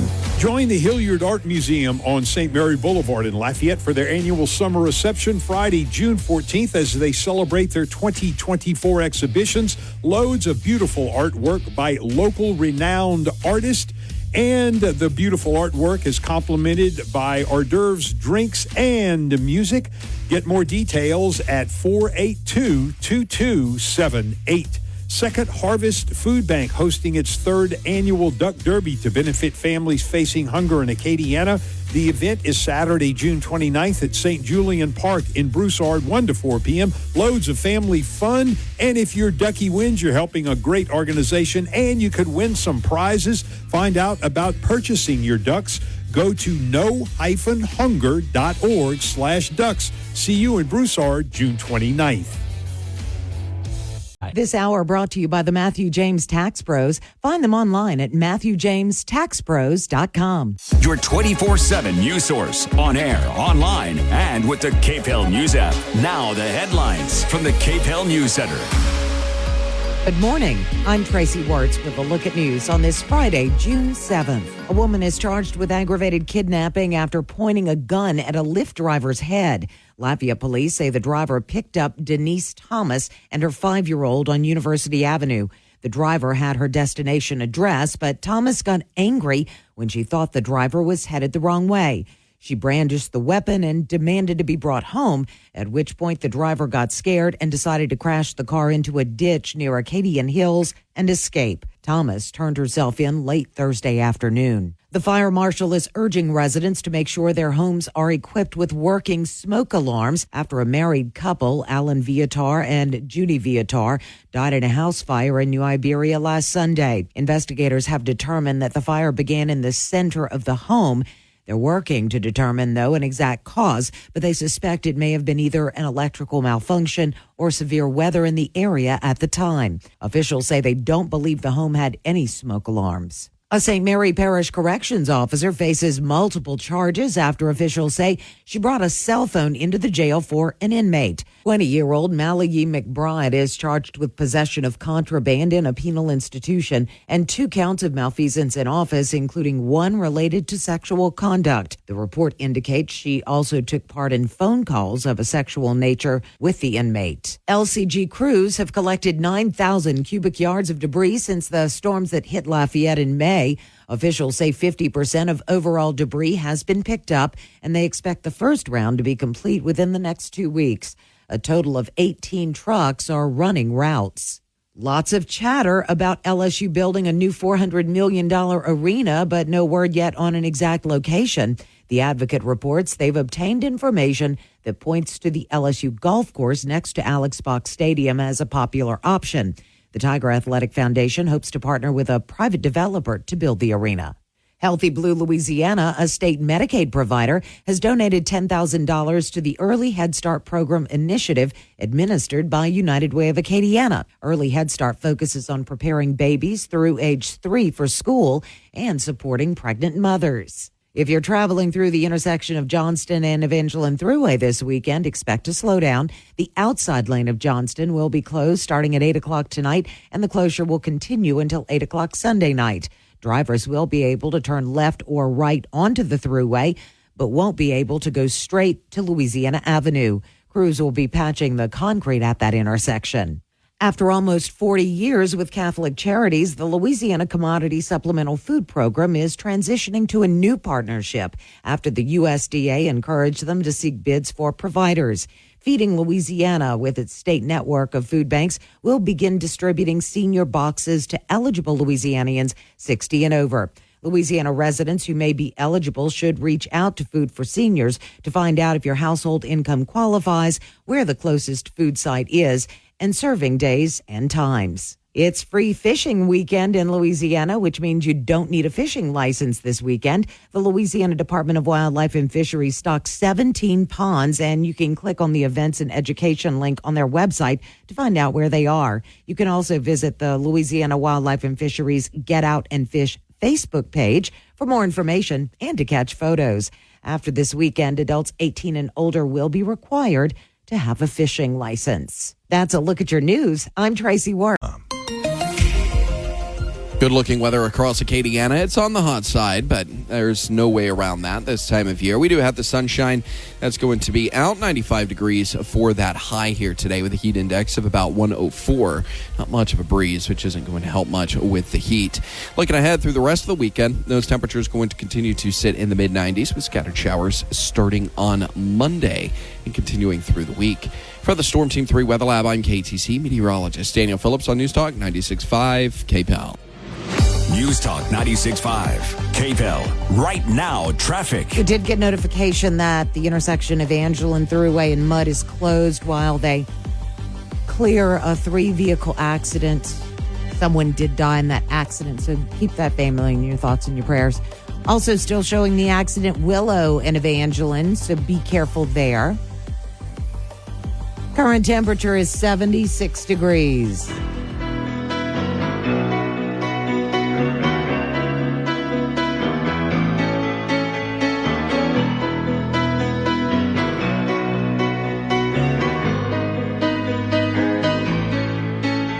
KPEL News Time is 7:41 on this Friday morning. Tracy Wertz, Mark Pope, and Caleb Morris with Rustic Renegade in for Firearms Friday. Brought to you by Cajun Patriots. They have the gun oil. They even have the fishing rod. Reel. Yeah. The stuff to make sure that when you cast, it actually casts well and you can cast It works far. really well as long as your line isn't tangled. I learned that. Yeah. That makes sense. So That helps. I had to have my 14-year-old son be like, Dad, give me the rod and reel. Yeah. So I usually do that with my iPhone. Here, just fix it. But yeah, I get it. All right. So we started having a conversation during Firearms Friday this morning, based on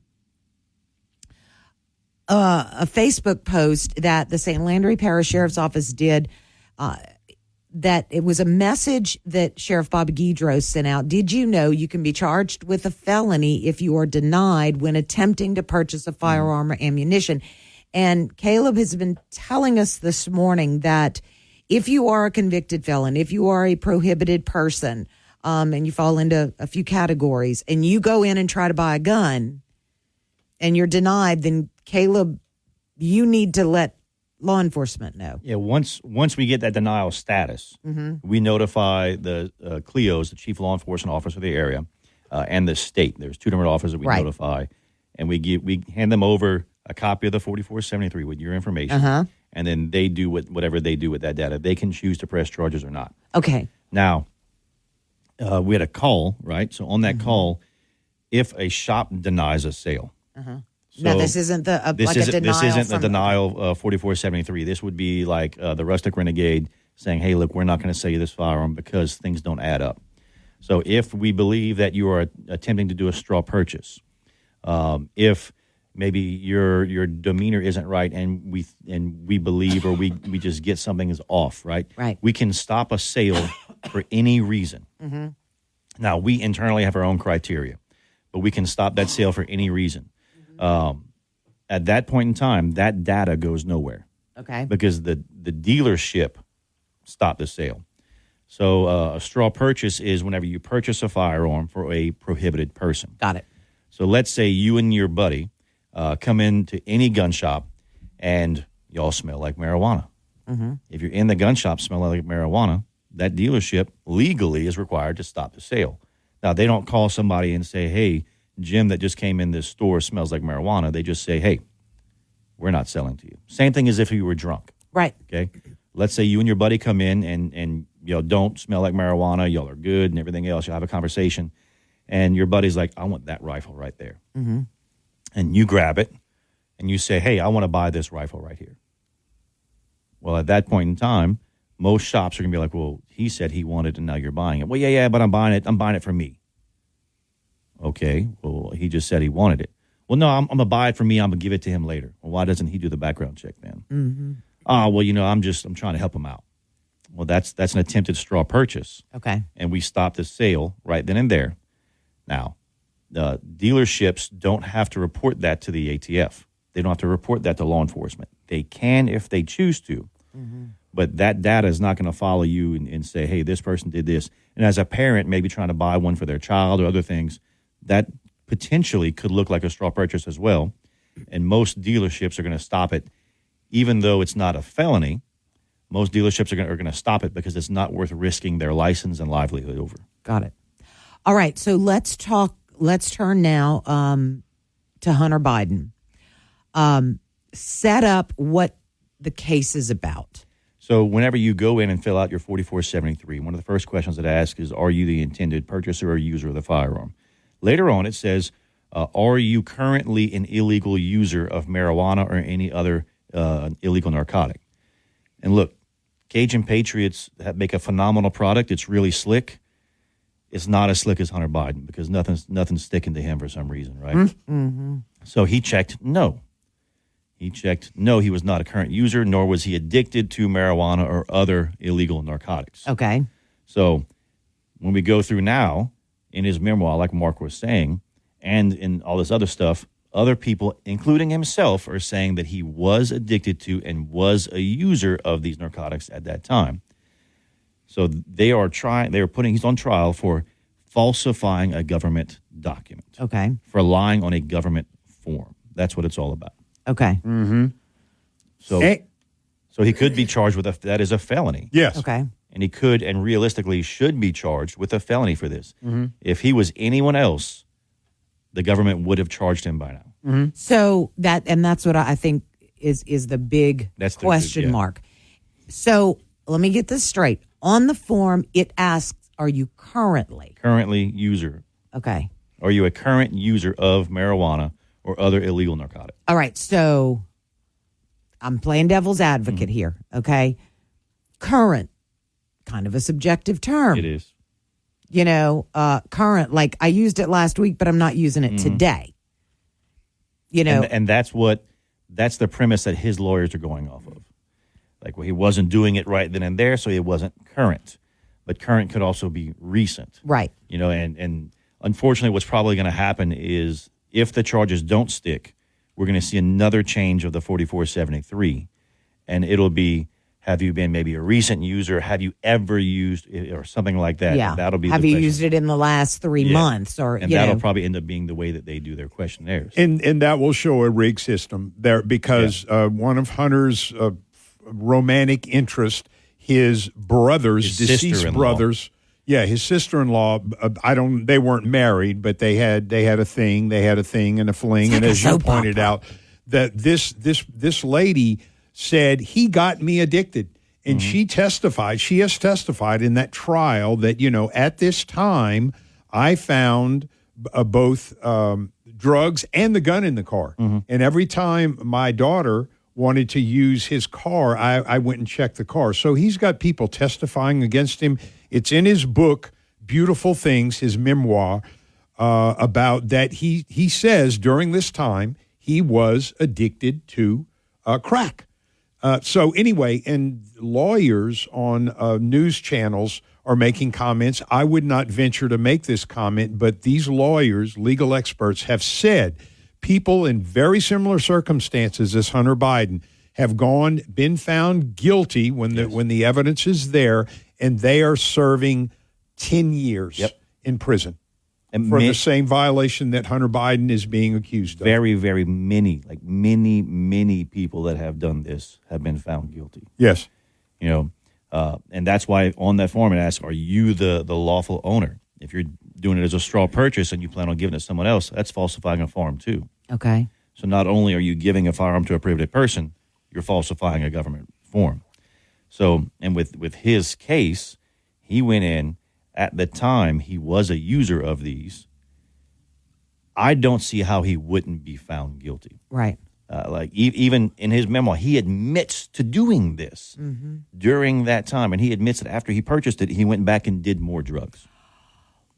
So wow. If it doesn't work, it's skewed. If the government, if our judicial system doesn't work properly, it's skewed in his favor. Well, and and Mark and I have had this conversation kind of very superficially, but he and his dad and his family are members of a party that fight every single day against Second Amendment rights. They fought and they helped put these acts in place, but they're like, whoa, it doesn't apply to me. Well, yes. And so how in the world can you stand behind a podium with the President of the United States seal and as a representative of the Democratic Party and not say, you know what, my son did wrong, he needs to take his licks? Well, that's the difference, though, is we look at it and we believe that you should take ownership of your mistakes.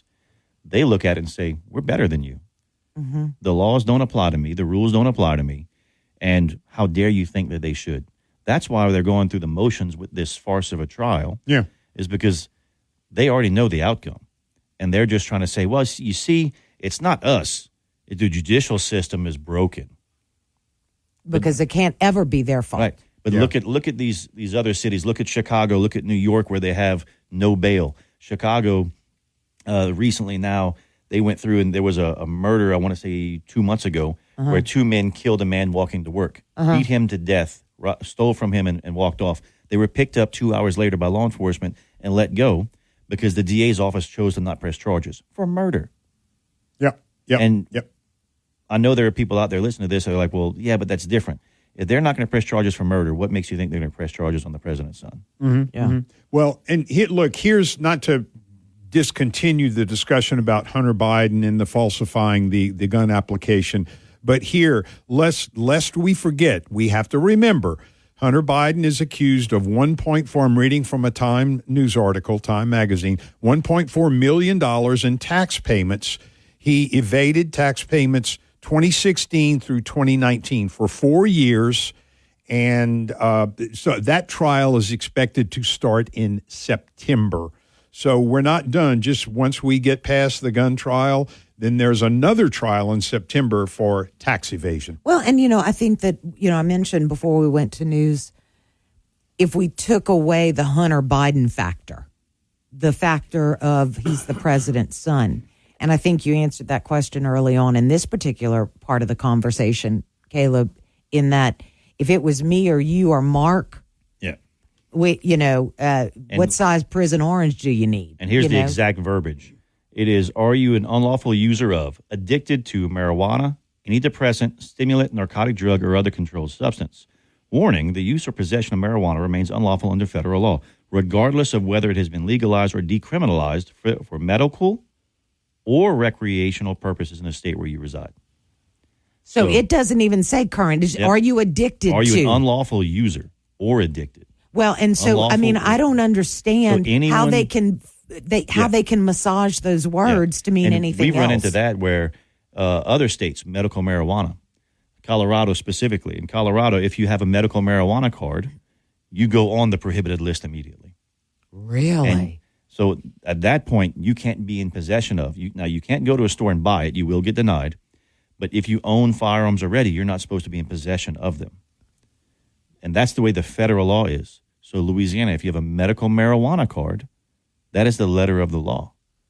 And is that in the system to where if you run it, it's going to show up? No? No, it's not. Louisiana, the system does not communicate. Yeah, okay. I didn't know if that was a law enforcement database. In Louisiana, those systems don't communicate. And look, I've talked to the governor's office, the the state attorney general's office about these systems, because people who are using medical marijuana for pain, they should not be prohibited. Right. Yeah. No, that makes perfect sense. Wow. So it'll be interesting to see. I got you, Mark. It'll be interesting to see how the Hunter Biden case plays out, and most certainly if they're able, because you read it. Mm-hmm. I don't think that there's any gray area there's no there. leeway for that. Maybe the president would like to adopt me so I can get away with things. Stay tuned. Yeah, right. No, I'm kidding. I wouldn't. I don't run stop signs. KPEL News Time is 7:54. Thank you, Kayla. This Fox Business Report is brought to you by Walter Campbell and Deborah Pierce of Keller Williams Realty. For all of your commercial property needs, reach out to Walter and Deborah today. I'm Elizabeth McDonald, and this is the Fox Business Report. NVIDIA shares are up more than 1% this morning after its stock closed at a record yesterday, and it became the second most valuable company behind only Microsoft. Chinese electric vehicle maker NIO lost money in its recent quarter, a larger loss than a year ago.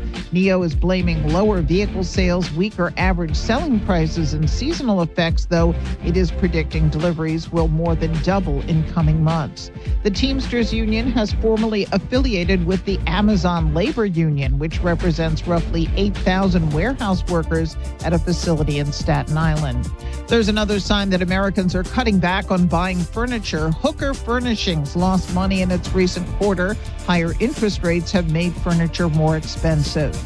That's your Fox Business Report. I'm Jenny Cosola, invested in you. Hey, it's Jesse Kelly. Are you still on the fence about owning gold? It's time to pull the trigger with the Oxford Gold Group and buy gold and silver. Nobody can predict the future, but we can't put our head in the sand either. The Oxford Gold Group are the pros. They make owning gold and silver simple and easy to understand. Call Oxford Gold Group right now, and you may qualify for up to $10,000 in free precious metals. Call 833-995-GOLD. That's 833-995-GOLD. News Talk 96.5 KPEL, Bro Bridge, Lafayette, broadcasting from the Matthew James Tax Pros studio. Find them online at MatthewJamesTaxPros.com. An unexpected surge in hiring. I'm Dave Anthony, Fox News. That's a report just out this morning. Job growth was much stronger than expected in May. The number of new jobs created rose to 272,000. Economists were estimating fewer than 200,000. Though April job growth was revised lower, the unemployment rate rose to 4% in May. Fox's Jenny Casola. On Wall Street, stock futures are falling ahead of today's trading. Former President Trump railed against President Biden's handling the economy and inflation campaigning in Phoenix. So interest rates went from 2.5% with me up to close to 10%, and you can't get money anyway. But we have a very sick country. New Fox polls after the former president's conviction in New York give him 5-point leads over President Biden in Arizona and Nevada, a 4-point edge in Florida. They're tied in Virginia. The presidents in France just met with Ukraine's leader, telling Volodymyr Zelensky, I continue to say, the United States is standing with you. President Biden also apologized for a delay in Congress approving more U.S. military aid to help Ukraine fend off Russia's invasion. President Biden was speaking so softly in this sit-down with Volodymyr Zelensky in Paris that the press pool in the room thought he said that this new $225 million is going to be for a new Ukrainian electrical grid. White House officials had to step in and say, no, it's actually just for normal munitions that could be used to defend an electrical grid. Fox's Peter Ducey in Normandy, France, where next hour the president will deliver a speech touting democracy and freedom as his son Hunter Biden sits in court for day 5 of his federal trial in Wilmington, Delaware. Fox's Lucas Tomlinson reports from outside the court. We can expect 2 additional witnesses to be called this morning, a drug expert and an FBI chemist. And then the prosecution is expected to rest his case later this morning, and the defense will pick it up after lunch. Hunter Biden is charged with illegally buying a gun in 2018 while an illegal drug user. America's listening to Fox News.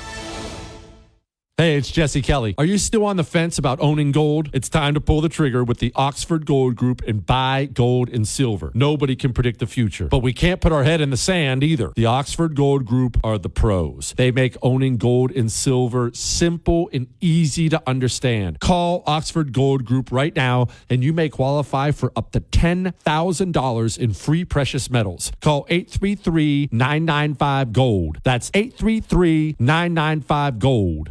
Hey, did you know that one of the largest U.S. flags in the state of Georgia stands proudly in Pure Talk's parking lot? Now, to honor that flag, Pure Talk is supporting America's Warrior Partnership.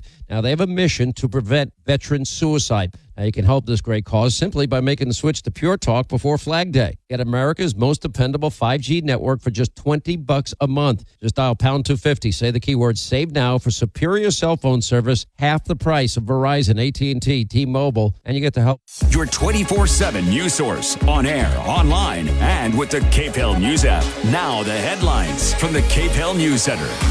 Good morning. I'm Tracy Wertz with a look at news on this Friday, June 7th. A woman is charged with aggravated kidnapping after pointing a gun at a Lyft driver's head. Lafayette police say the driver picked up Denise Thomas and her 5-year-old on University Avenue. The driver had her destination address, but Thomas got angry when she thought the driver was headed the wrong way. She brandished the weapon and demanded to be brought home, at which point the driver got scared and decided to crash the car into a ditch near Acadiana Hills and escape. Thomas turned herself in late Thursday afternoon. The fire marshal is urging residents to make sure their homes are equipped with working smoke alarms after a married couple, Alan Viatar and Judy Viatar, died in a house fire in New Iberia last Sunday. Investigators have determined that the fire began in the center of the home. They're working to determine, though, an exact cause, but they suspect it may have been either an electrical malfunction or severe weather in the area at the time. Officials say they don't believe the home had any smoke alarms. A St. Mary Parish corrections officer faces multiple charges after officials say she brought a cell phone into the jail for an inmate. 20-year-old Malayi McBride is charged with possession of contraband in a penal institution and 2 counts of malfeasance in office, including 1 related to sexual conduct. The report indicates she also took part in phone calls of a sexual nature with the inmate. LCG crews have collected 9,000 cubic yards of debris since the storms that hit Lafayette in May. Officials say 50% of overall debris has been picked up, and they expect the first round to be complete within the next 2 weeks. A total of 18 trucks are running routes. Lots of chatter about LSU building a new $400 million arena, but no word yet on an exact location. The Advocate reports they've obtained information that points to the LSU golf course next to Alex Box Stadium as a popular option. The Tiger Athletic Foundation hopes to partner with a private developer to build the arena. Healthy Blue Louisiana, a state Medicaid provider, has donated $10,000 to the Early Head Start program initiative administered by United Way of Acadiana. Early Head Start focuses on preparing babies through age 3 for school and supporting pregnant mothers. If you're traveling through the intersection of Johnston and Evangeline Thruway this weekend, expect to slow down. The outside lane of Johnston will be closed starting at 8 o'clock tonight, and the closure will continue until 8 o'clock Sunday night. Drivers will be able to turn left or right onto the Thruway, but won't be able to go straight to Louisiana Avenue. Crews will be patching the concrete at that intersection. After almost 40 years with Catholic Charities, the Louisiana Commodity Supplemental Food Program is transitioning to a new partnership after the USDA encouraged them to seek bids for providers. Feeding Louisiana, with its state network of food banks, will begin distributing senior boxes to eligible Louisianians 60 and over. Louisiana residents who may be eligible should reach out to Food for Seniors to find out if your household income qualifies, where the closest food site is, and serving days and times. It's free fishing weekend in Louisiana, which means you don't need a fishing license this weekend. The Louisiana Department of Wildlife and Fisheries stocks 17 ponds, and you can click on the events and education link on their website to find out where they are. You can also visit the Louisiana Wildlife and Fisheries Get Out and Fish Facebook page for more information and to catch photos. After this weekend, adults 18 and older will be required to have a fishing license. That's a look at your news. I'm Tracy Wertz. If you think that no seatbelt beeping noise is annoying, wait until you get a ticket. Buckle up, Louisiana. Good looking weather across Acadiana. It's on the hot side, but there's no way around that this time of year. We do have the sunshine. That's going to be out 95 degrees for that high here today with a heat index of about 104. Not much of a breeze, which isn't going to help much with the heat. Looking ahead through the rest of the weekend, those temperatures going to continue to sit in the mid-90s with scattered showers starting on Monday and continuing through the week. For the Storm Team 3 Weather Lab, I'm KTC meteorologist Daniel Phillips on News Talk 96.5 KPEL. News Talk 96.5 KPEL. Right now, traffic. Still working to clear up that fatal traffic accident. 3 cars involved northeast of Angelin Thruway in mud. That area is closed. Also showing a vehicle fire at mile marker 94 eastbound I-10. That is going to be just west of Dussault. Hit and run accident East Milton Avenue and East Chemin Metairie happened about 6 or 7 minutes ago. So if you saw that, you might want to give Lafayette Police a call. Be careful in all those areas. KPEL News Times 8:10, currently 80 degrees.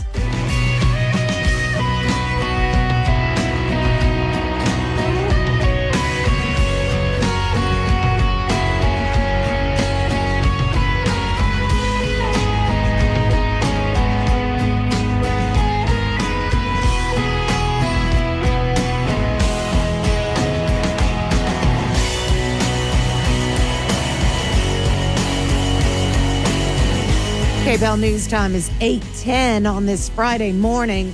I got to cough a little bit, Daniel, because Moon brought in cracklins from the best stop in his floating around in the air. They're good, though. Oh, my God. I'm glad that they're not in the room with us. I haven't had cracklin in, I don't know why, but I haven't had them in a long time.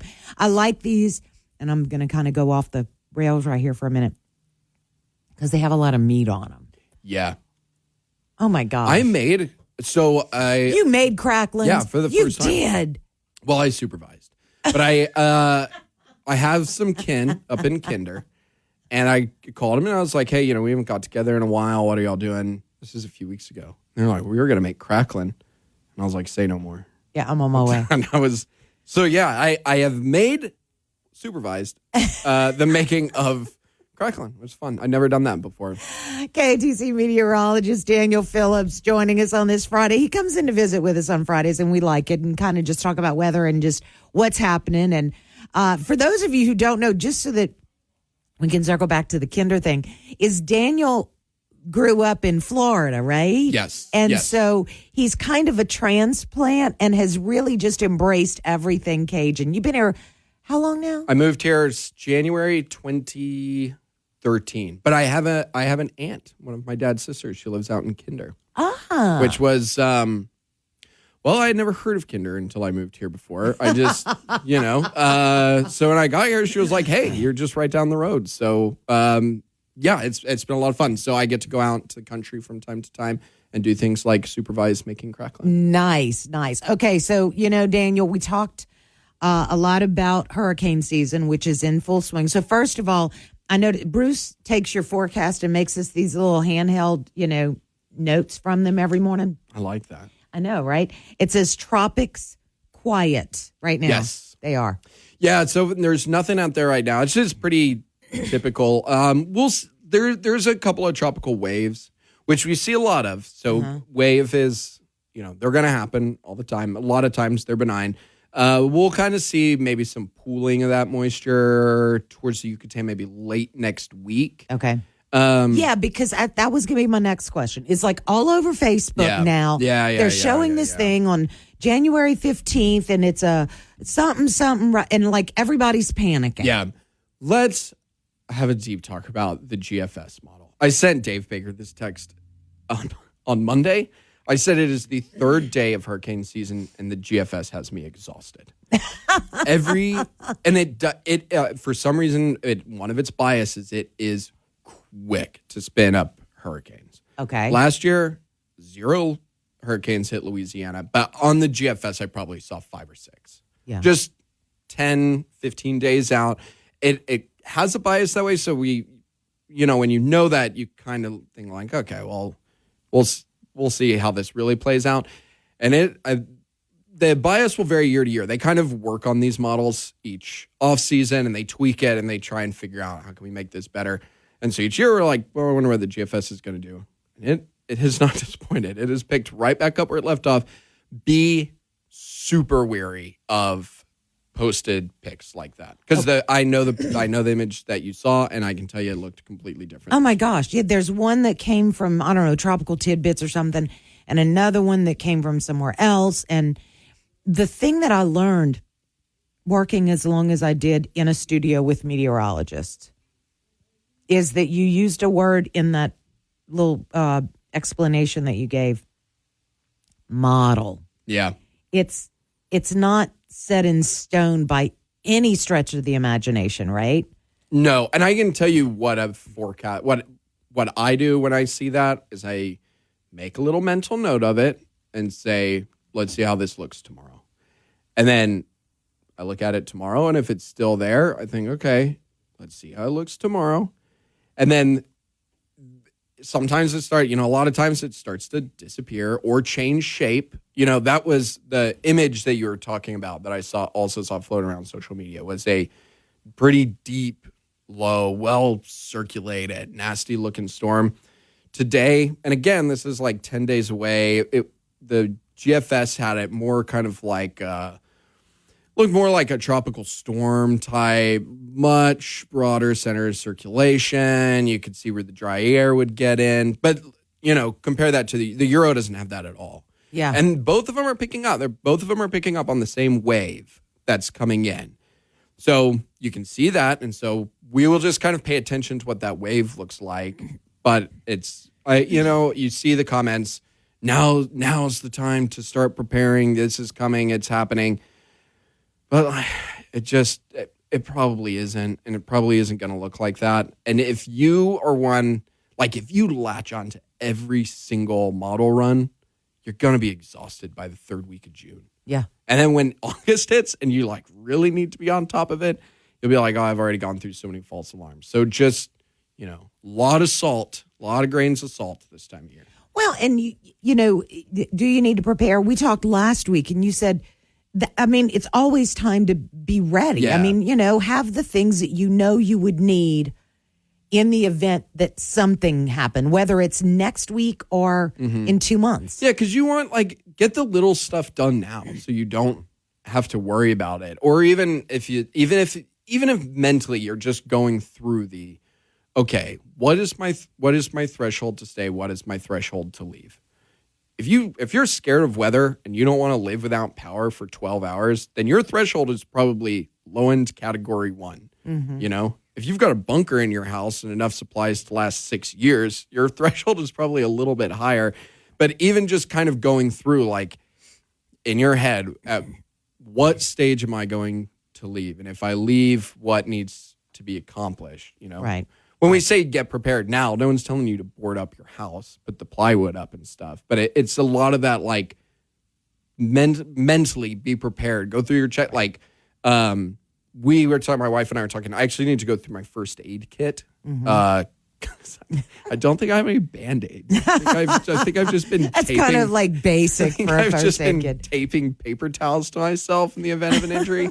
And so I was like, let's go. We should go through the first aid kit. And it's that's the kind of stuff I'm talking about. If you have a little supply of emergency food, how many cans of beans do you have? Do you need more? Do you need, that's what you can do right now. So I think sometimes when we say now's the time to prepare, people think that it's got to be this Herculean task, but it's really just making sure the easy, simple stuff is done, and that you have an idea of where you stand in regards to preparation.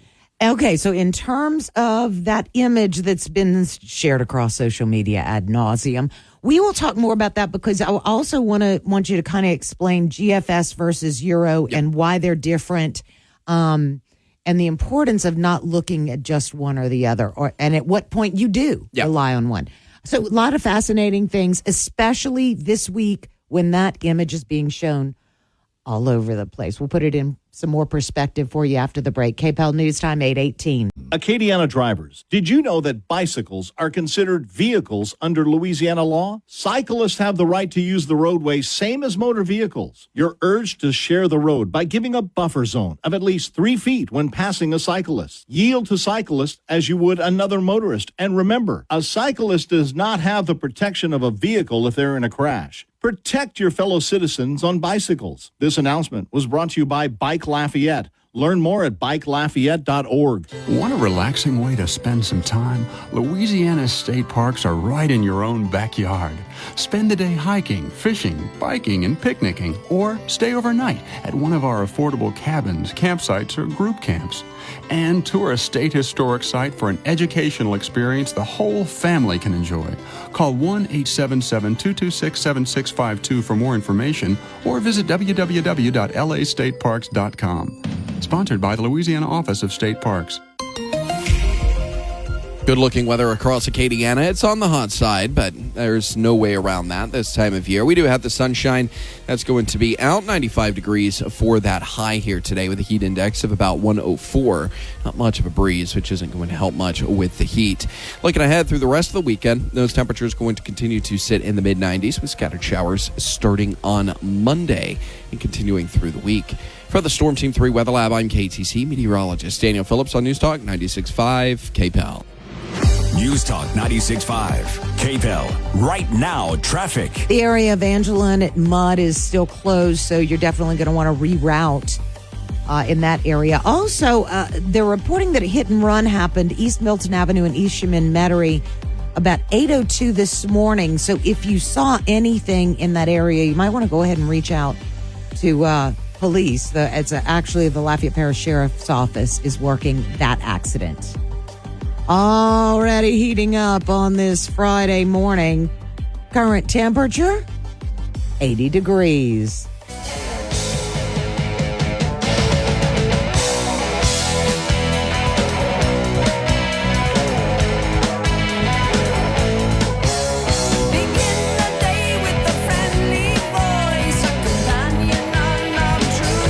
KPEL News Time is 8:23 on this Friday morning. It is June the 7th.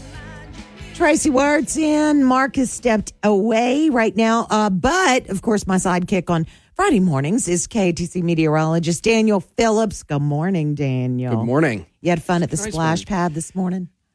Anything less than like 95% relative humidity feels like the desert outside, and it felt great this morning. 75. I was pleasantly surprised by how nice it felt this morning.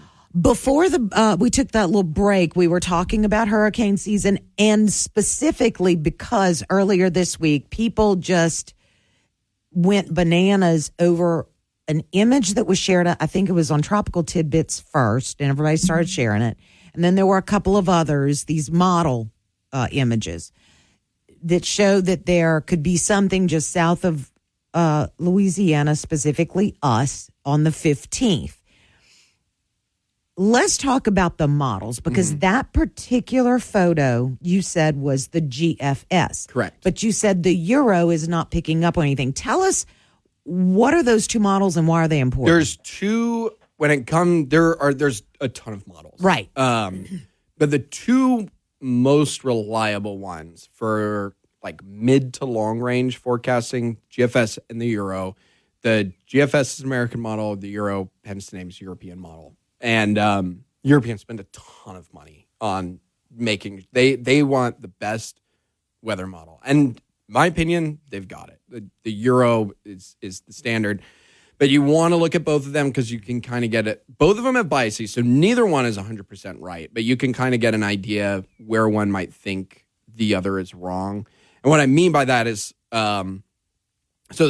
we can use this latest example. GFS really quick to spin up hurricanes. This is actually not the first hurricane that GFS has spun up this year. It's just the first one people found pictures of. And so that's why. Now, and this is a theoretical spin up. Yeah.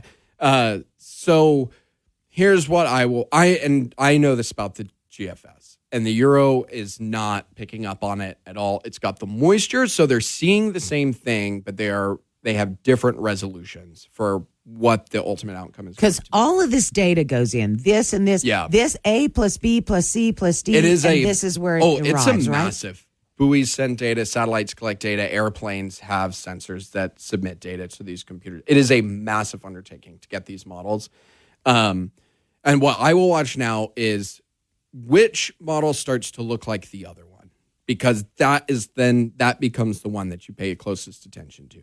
So over the weekend, getting into next week, if the Euro starts to look a little more like the GFS, then I started to think like, okay, the GFS is probably onto something here that the other model initially missed, and now it's trying to correct for that. And so when I forecast, I will start leaning a little bit more towards the GFS. But the converse is true. But the converse is true. And I will actually say today the GFS started to look more like the Euro than it did the last couple of days. Mm-hmm. So I would guess that swing is happening. And then you can kind of think like, okay, somewhere in the middle is the truth. And that's when like the art of forecasting kind of kicks in, and it's more than just model reading. I look at these things every single day, and you kind of get a feel of, all right, which one do I believe more? And it is not always the truth is right in the middle, 50-50 split. Sometimes you're just like, you know what, I'm leaning like 70% Euro, but I will keep the door open for the possibility that the GFS has a handle on something that the Euro doesn't. And so I kind of like hedge my bet a little bit that way. So that's where like the actual forecaster comes in, and that's a lot of like pattern recognition. Well, and that's the point that I think I really want to stress to folks is to pay attention to your local meteorology people, because this is how I think about it. You're going to like get all puffed up. I don't ever want to put my symptoms just into a computer and have the computer tell me what I have. Oh, yeah. You know, and it's okay. It might give me an indication. Well, I probably need to see a doctor, but you're gonna go see the doctor at some point. And it's kind of similar where, yes, it's great information to have. It helps you guys get to the place where you can help to warn us, to let us know, or to say, hey, don't worry about it. Go play ball, go swim, go whatever. But there's that human factor that has to come in for accuracy. So I would caution folks from sharing those just pell-mell, and just kind of wait to hear what the actual people in this what do you call it, formula, this problem, what do you call that in algebra? An algebraic equation. Equation. There we go. And sometimes like some of these shares don't start with like nefarious means. There's a lot of like clickbaity stuff out there, but meteorologists that are not meteorologists who are in TV, but there's like a whole enterprise meteorologists who are not on television.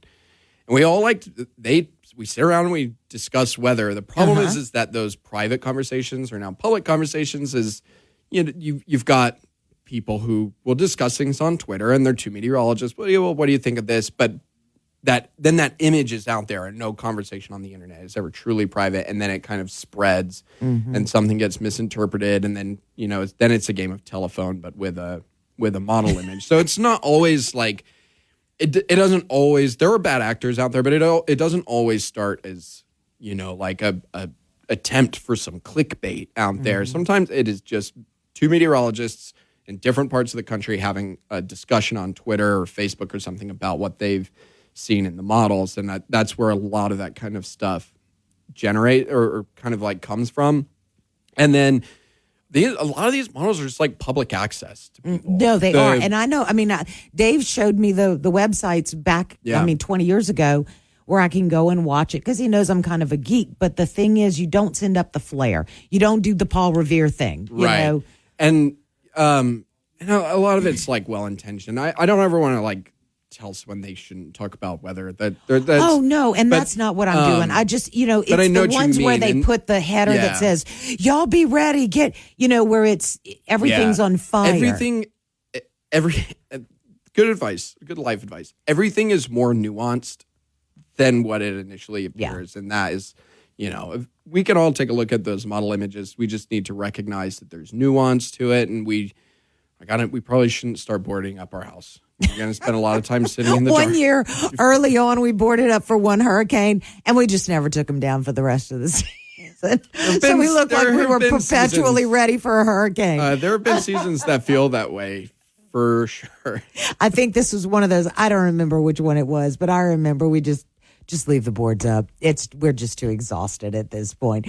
We'll continue our talk about weather with Daniel Phillips with KATC, the Weather Lab there. Current temperature is 80 degrees. KPEL News Time, 8:31. Rouse's is taking the cringe factor out of going to the grocery store. You know what I'm talking about. Check this out. Lots of great deals going on now. USDA prime beef T-bone steaks, just $9.99 a pound. That's a savings of $10 a pound. T-bone steaks, $9.99 a pound. You can get a 2-pound container of fresh strawberries. Typically, they run about $6, $7. Right now, $2.97. That's a savings of over $4. Pork steaks and country-style pork ribs, great on the grill.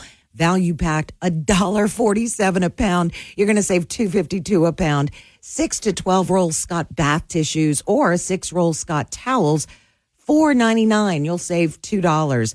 You'll find more weekly specials online or in store at Rouse's Markets. That's a lot of savings. These prices are good through Wednesday, June the 12th, but don't put it off. This weekend when you need to do your grocery shopping, go to Rouse's, 4 locations in Lafayette, 1 in New Iberia. KPEL covers Acadiana with Lowry's Printing and Copying. Join the Hilliard Art Museum on St. Mary Boulevard in Lafayette for their annual summer reception Friday, June 14th, as they celebrate their 2024 exhibitions. Loads of beautiful artwork by local renowned artists. And the beautiful artwork is complemented by hors d'oeuvres, drinks, and music. Get more details at 482-2278. Second Harvest Food Bank hosting its 3rd annual Duck Derby to benefit families facing hunger in Acadiana. The event is Saturday, June 29th at St. Julian Park in Broussard, 1 to 4 p.m. Loads of family fun. And if your Ducky wins, you're helping a great organization and you could win some prizes. Find out about purchasing your ducks. Go to no-hunger.org/ducks. See you in Broussard, June 29th. This hour brought to you by the Matthew James Tax Pros. Find them online at MatthewJamesTaxPros.com. Your 24/7 news source, on air, online, and with the KPEL News app. Now the headlines from the KPEL News Center.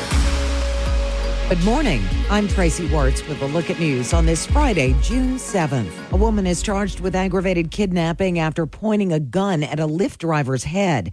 Lafayette police say the driver picked up Denise Thomas and her 5-year-old on University Avenue.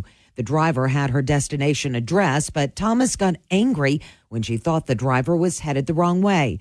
She brandished the weapon and demanded to be brought home, at which point the driver got scared and decided to crash the car into a ditch near Acadian Hills and escape. Thomas turned herself in late Thursday afternoon. The fire marshal is urging residents to make sure their homes are equipped with working smoke alarms after a married couple, Alan Viatar and Judy Viatar, died in a house fire in New Iberia last Sunday. Investigators have determined that the fire began in the center of the home. They're working to determine, though, an exact cause, but they suspect it may have been either an electrical malfunction or severe weather in the area at the time. Officials say they don't believe the home had any smoke alarms. A St. Mary Parish corrections officer faces multiple charges after officials say she brought a cell phone into the jail for an inmate. 20-year-old Malayi McBride is charged with possession of contraband in a penal institution and 2 counts of malfeasance in office, including 1 related to sexual conduct. The report indicates she also took part in phone calls of a sexual nature with the inmate. LCG crews have collected 9,000 cubic yards of debris since the storms that hit Lafayette in May. Officials say 50% of overall debris has been picked up, and they expect the first round to be complete within the next 2 weeks. A total of 18 trucks are running routes. Lots of chatter about LSU building a new $400 million arena, but no word yet on an exact location. The Advocate reports they've obtained information that points to the LSU golf course next to Alex Box Stadium as a popular option. The Tiger Athletic Foundation hopes to partner with a private developer to build the arena. Healthy Blue Louisiana, a state Medicaid provider, has donated $10,000 to the Early Head Start program initiative administered by United Way of Acadiana. Early Head Start focuses on preparing babies through age 3 for school and supporting pregnant mothers. If you're traveling through the intersection of Johnston and Evangeline Thruway this weekend, expect to slow down. The outside lane of Johnston will be closed starting at 8 o'clock tonight, and the closure will continue until 8 o'clock Sunday night. Drivers will be able to turn left or right onto the Thruway, but won't be able to go straight to Louisiana Avenue. Crews will be patching the concrete at that intersection. After almost 40 years with Catholic Charities, the Louisiana Commodity Supplemental Food Program is transitioning to a new partnership after the USDA encouraged them to seek bids for providers. Feeding Louisiana, with its state network of food banks, will begin distributing senior boxes to eligible Louisianians 60 and over. Louisiana residents who may be eligible should reach out to Food for Seniors to find out if your household income qualifies, where the closest food site is, and serving days and times. It's free fishing weekend in Louisiana, which means you don't need a fishing license this weekend. The Louisiana Department of Wildlife and Fisheries stocks 17 ponds, and you can click on the events and education link on their website to find out where they are. You can also visit the Louisiana Wildlife and Fisheries Get Out and Fish Facebook page for more information and to catch photos. After this weekend, adults 18 and older will be required to have a fishing license. That's a look at your news. I'm Tracy Ward. Good looking weather across Acadiana. It's on the hot side, but there's no way around that this time of year. We do have the sunshine. That's going to be out 95 degrees for that high here today with a heat index of about 104. Not much of a breeze, which isn't going to help much with the heat. Looking ahead through the rest of the weekend, those temperatures going to continue to sit in the mid-90s with scattered showers starting on Monday and continuing through the week. For the Storm Team 3 Weather Lab, I'm KTC meteorologist Daniel Phillips on News Talk 96.5 KPEL. News Talk 96.5 KPEL. Right now, traffic. The area northeast of Evangeline Thruway and Mud is closed right now as they continue to clear the fatal accident that happened earlier this morning. 3 cars. And it looks like they're still working the hit and run, East Milton Avenue and East Chemin Metairie. So be careful in those areas. Current temperature is 80 degrees.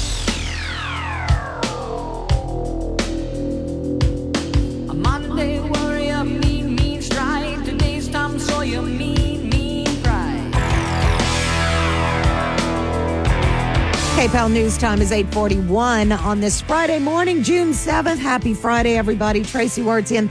KTC meteorologist Daniel Phillips in with us this morning. He comes and hangs out and we chat in the 8 o'clock hour on Fridays, talking a lot about the models and the hurricanes. So, Daniel, at what point do you guys go, okay, now we need to just start getting people ready? I need to see something very similar. It will never be exact, but I need to see something fairly similar for several days in a row. And sometimes, like every now and then the model hits it 10, 15 days out, and then we get a long lead time because we're like, all right. It's like being stalked by a turtle. Yeah. That's what I always said. Yeah, it's terrible. The build up to hurricanes, people don't talk about enough. I think that anxiety that builds over like when you know it's coming for like a week and a half, you're just sitting around waiting for it. I need to see both models behaving similarly for several days before I start to really, get interested in what's going on. Because there's this really fine line that broadcast meteorologists need to walk, which is you need to let people know, we don't want to keep information from people, right? But you also need to let them know at a responsible time too, so that you're not like I said, I probably saw 6 or 7 hurricanes hit Louisiana on models last summer, but I didn't really believe in them. So there's no point in ringing that alarm bell. Once that genie is out of the bottle, it is out, and it is really hard to calm people down again after you've told them, Yeah, you this get is ready. what's coming. It's hard to like pull back from that, and then you do that a couple times, people stop listening to you, and then they could be in danger. Yeah, when I need people to listen to me, I need people to listen to me. I don't need people second guessing me on stuff. So there's this really fine line of like, how early is too early to talk about something, and then this is where the good broadcast meteorologists can step in and say like, well, it's all about your messaging and how cautious are you about messaging things, and are you able to explain the uncertainty and stuff. And so I need to see it several days. If I come into work on Monday and it's still looking that way, then we'll probably start. Then the messaging kind of becomes like, let's pay attention to this, and then it kind of escalates from there. You know, let's pay attention to this part of the Caribbean and see what's happening. Let's check in like once a day. And then after a day or two, if it keeps looking that way, then you start to, like, okay, well, things are continuing to look a little bit better. Let's start talking about what the impacts could be in the rant. And then you start kind of escalating your rhetoric, and then hopefully you can just kind of say like, okay, well, it's not going to end up being that strong, or this is what it is, and this is what we're seeing, and here's why it's not going to end up as strong. And then the converse of that is then you just, hype isn't really the right word, because if it's happening, you're not really hyping a storm. But right, no. You're getting to like more forceful language, I guess. Right. Like, this is coming. These are the steps that you need to take, and this is what you need to prepare for.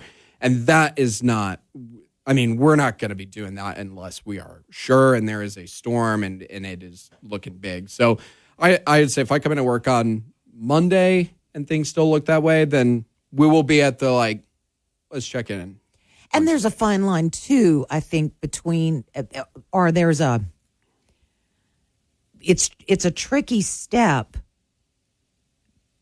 in terms of timing. Like, you want people to have time to prepare. You want people to have time to board up if they need to do that. You want people to have time to plan you want all of that. So, but you don't want to do it too early, like you said, because if you do it too early and then it doesn't bear out, then you have a situation. And we've seen this. We saw this, I think, in 2020, especially with those storms where people were like, maybe not, because we had some quote unquote false alarms prior to that. We too. And then, so here's a little like behind the scenes. Rob and I, we forecast independently. We check each other. I go in and I will not look at Rob's forecast until I've written mine. And then I'd take a look at his, because there's value in that, and saying like, okay, well, what, like, is Rob seeing something I'm not seeing? And this is just daily stuff. Right. And so we're pretty independent the way we forecast. But then we do get to a point where it's like, it's when it comes to big weather events, like if we know there's to be big severe thunderstorm outbreak and hurricanes especially, then we also have to make sure that there's some kind of coordination with messaging as well. And you can't have one person in the morning saying, this is it. This is the storm to end all storms. And then the person in the evening saying like, oh, well, and so. It's a great weekend to go to the beach. That's probably that's probably the only time that there is some like coordination. And a lot of times Rob and I's forecasts look similar because we both know how to forecast for weather. And so, that just kind of happens. But there is a little bit of like messaging coordination, and we will discuss kind of like when the appropriate time is. We've done it in the past to kind of like discuss like when is the appropriate time to like ring the bell, and when should we as a weather team start really, banging the gong. Right. All right. Well, we will talk about this weekend's weather with Daniel Phillips, KATC meteorologist, coming up as we watch and wait. That's probably what we need to be doing while the meteorologists do their thing. KPEL News Time is 8:47. Even though cars are getting smarter, they can't buckle your seatbelt for you. Click it or leveraging the power of Fox News Radio to cover the big issues that matter to you. News Talk 96.5. KPEL. Depend on it. Good-looking weather across Acadiana. It's on the hot side, but there's no way around that this time of year. We do have the sunshine. That's going to be out 95 degrees for that high here today with a heat index of about 104. Not much of a breeze, which isn't going to help much with the heat. Looking ahead through the rest of the weekend, those temperatures going to continue to sit in the mid-90s with scattered showers starting on Monday and continuing through the week. For the Storm Team 3 Weather Lab, I'm KTC meteorologist Daniel Phillips on News Talk 96.5 KPEL. News Talk 96.5 KPEL. Right now, traffic. Northeast Evangeline Thruway and Mud Avenue, that area is still closed as they continue to clear up a 3-vehicle fatality from earlier this morning. Current temperature is 80 degrees.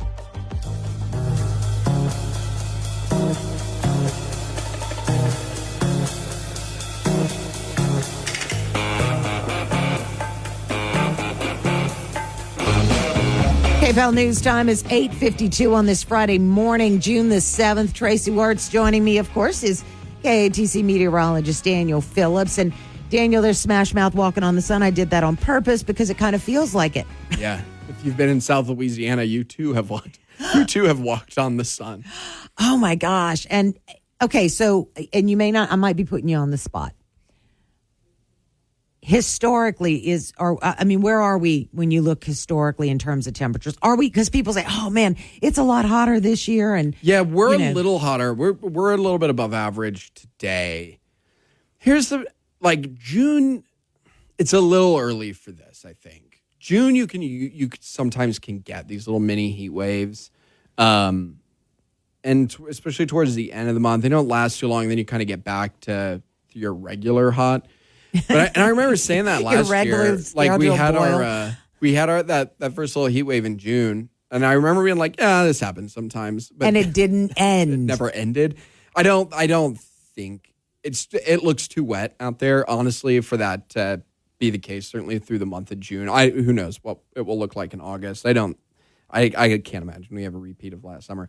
That heat though that we had in May. Mm-hmm. That was right before the storms. 114 heat index in May. That's actually extreme. So that's well above where we should be. Yeah, that was ridiculous. Mm-hmm. And yesterday, as I worked outside, and it may just be because I don't know, my core body temperature just doesn't even know what to do with itself.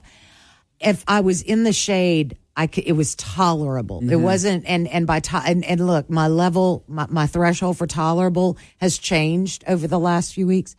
But when I was in the sun, it just felt like it was sitting on my shoulders. It'll be that way this weekend too, because it's dry outside. Shade goes a really long way in helping out. We won't get much of a breeze, so we are lucky that we've got the dry air. A lot of folks, people are talking about cutting grass. Yeah, it's the question I've gotten the most this week is when can I go out and cut my grass? So let's all make sure we drink our water. Yeah, no kidding. Save the Michelob for after the cut. Yeah, got to have water during. And let me tell you what, Gatorade was my saving grace. I've never been one of those electrolyte kind of drinker. Just water, but I'm just going to let you know that helps. I'm a very messy drinker, not in a drunk sense. I mean, we're getting up there in age. Can't do that all the time.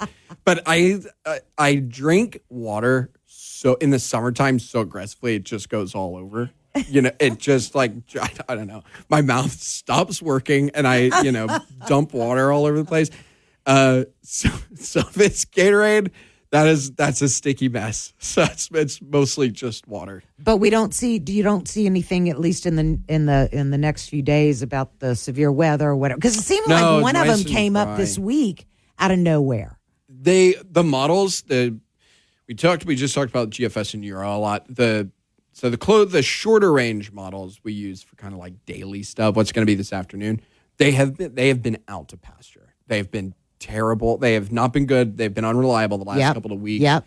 And this week, Rob and I just kind of threw them out, and we were just like, these aren't working. We're gonna get showers. I think it was Tuesday or Wednesday that it happened because we're working outside a lot at the house, and I had looked at the forecast the day, and I look at the thing on the phone, right? And it was like, oh, okay, it's like a 15 or 20% chance of rain. And then all of a sudden, the particular day I was looking at, I thought, wait, where did all of this come from? It felt very weird. It was a very weird week because the models didn't look like what we were talking about.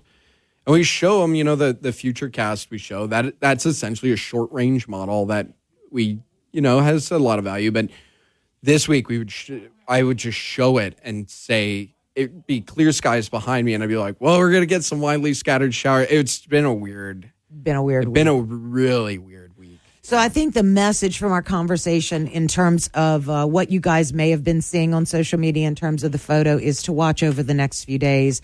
Check back in maybe Monday morning. Yeah, they're real model images. That's what, no one's photoshopping that. But it's so far away, and there's no agreement between the two models. The European basically just has like an elongated tropical wave, which again is not very uncommon. All right, so keep an eye on Daniel. Daniel, as always, an absolute pleasure. KPEL News Time is 6:57. Thanks for joining us. Have a great day and God bless. The Fox Business Report is brought to you by Gulf Coast Bank, your local community bank. Whether your financial needs are for an individual, a business, or for the whole family, Gulf Coast Bank has the knowledge and products to serve you best. With 9 convenient locations throughout Acadiana, you're never far from a friendly Gulf Coast Bank associate. I'm Elizabeth McDonald, and this is the Fox Business Report. Job growth came in much stronger than expected in May. The number of new jobs created rose to 272,000, though April job growth was revised lower. The unemployment rate rose to 4%. Wage growth rose. Average hourly earnings increased 0.4%. The Federal Reserve is meeting next week. The Fed's been looking for signs of the job market cooling as it considers when to start cutting interest rates. GameStop unexpectedly reported earnings this morning. Its loss was smaller than a year ago. It also revealed plans to offer more shares. The announcement came before meme stock trader Keith Gill's planned live stream video at noon Eastern Time. Netflix shareholders have approved an updated executive pay plan after the previous proposal was rejected. That's your Fox Business Report. I'm Jenny Cosola. Invested in you. Hey, it's Jesse Kelly. Are you still on the fence about owning gold? It's time to pull the trigger with the Oxford Gold Group and buy gold and silver. Nobody can predict the future, but we can't put our head in the sand either. The Oxford Gold Group are the pros. They make owning gold and silver simple and easy to understand. Call Oxford Gold Group right now, and you may qualify for up to $10,000 in free precious metals. Call 833-995-GOLD. That's 833-995-GOLD.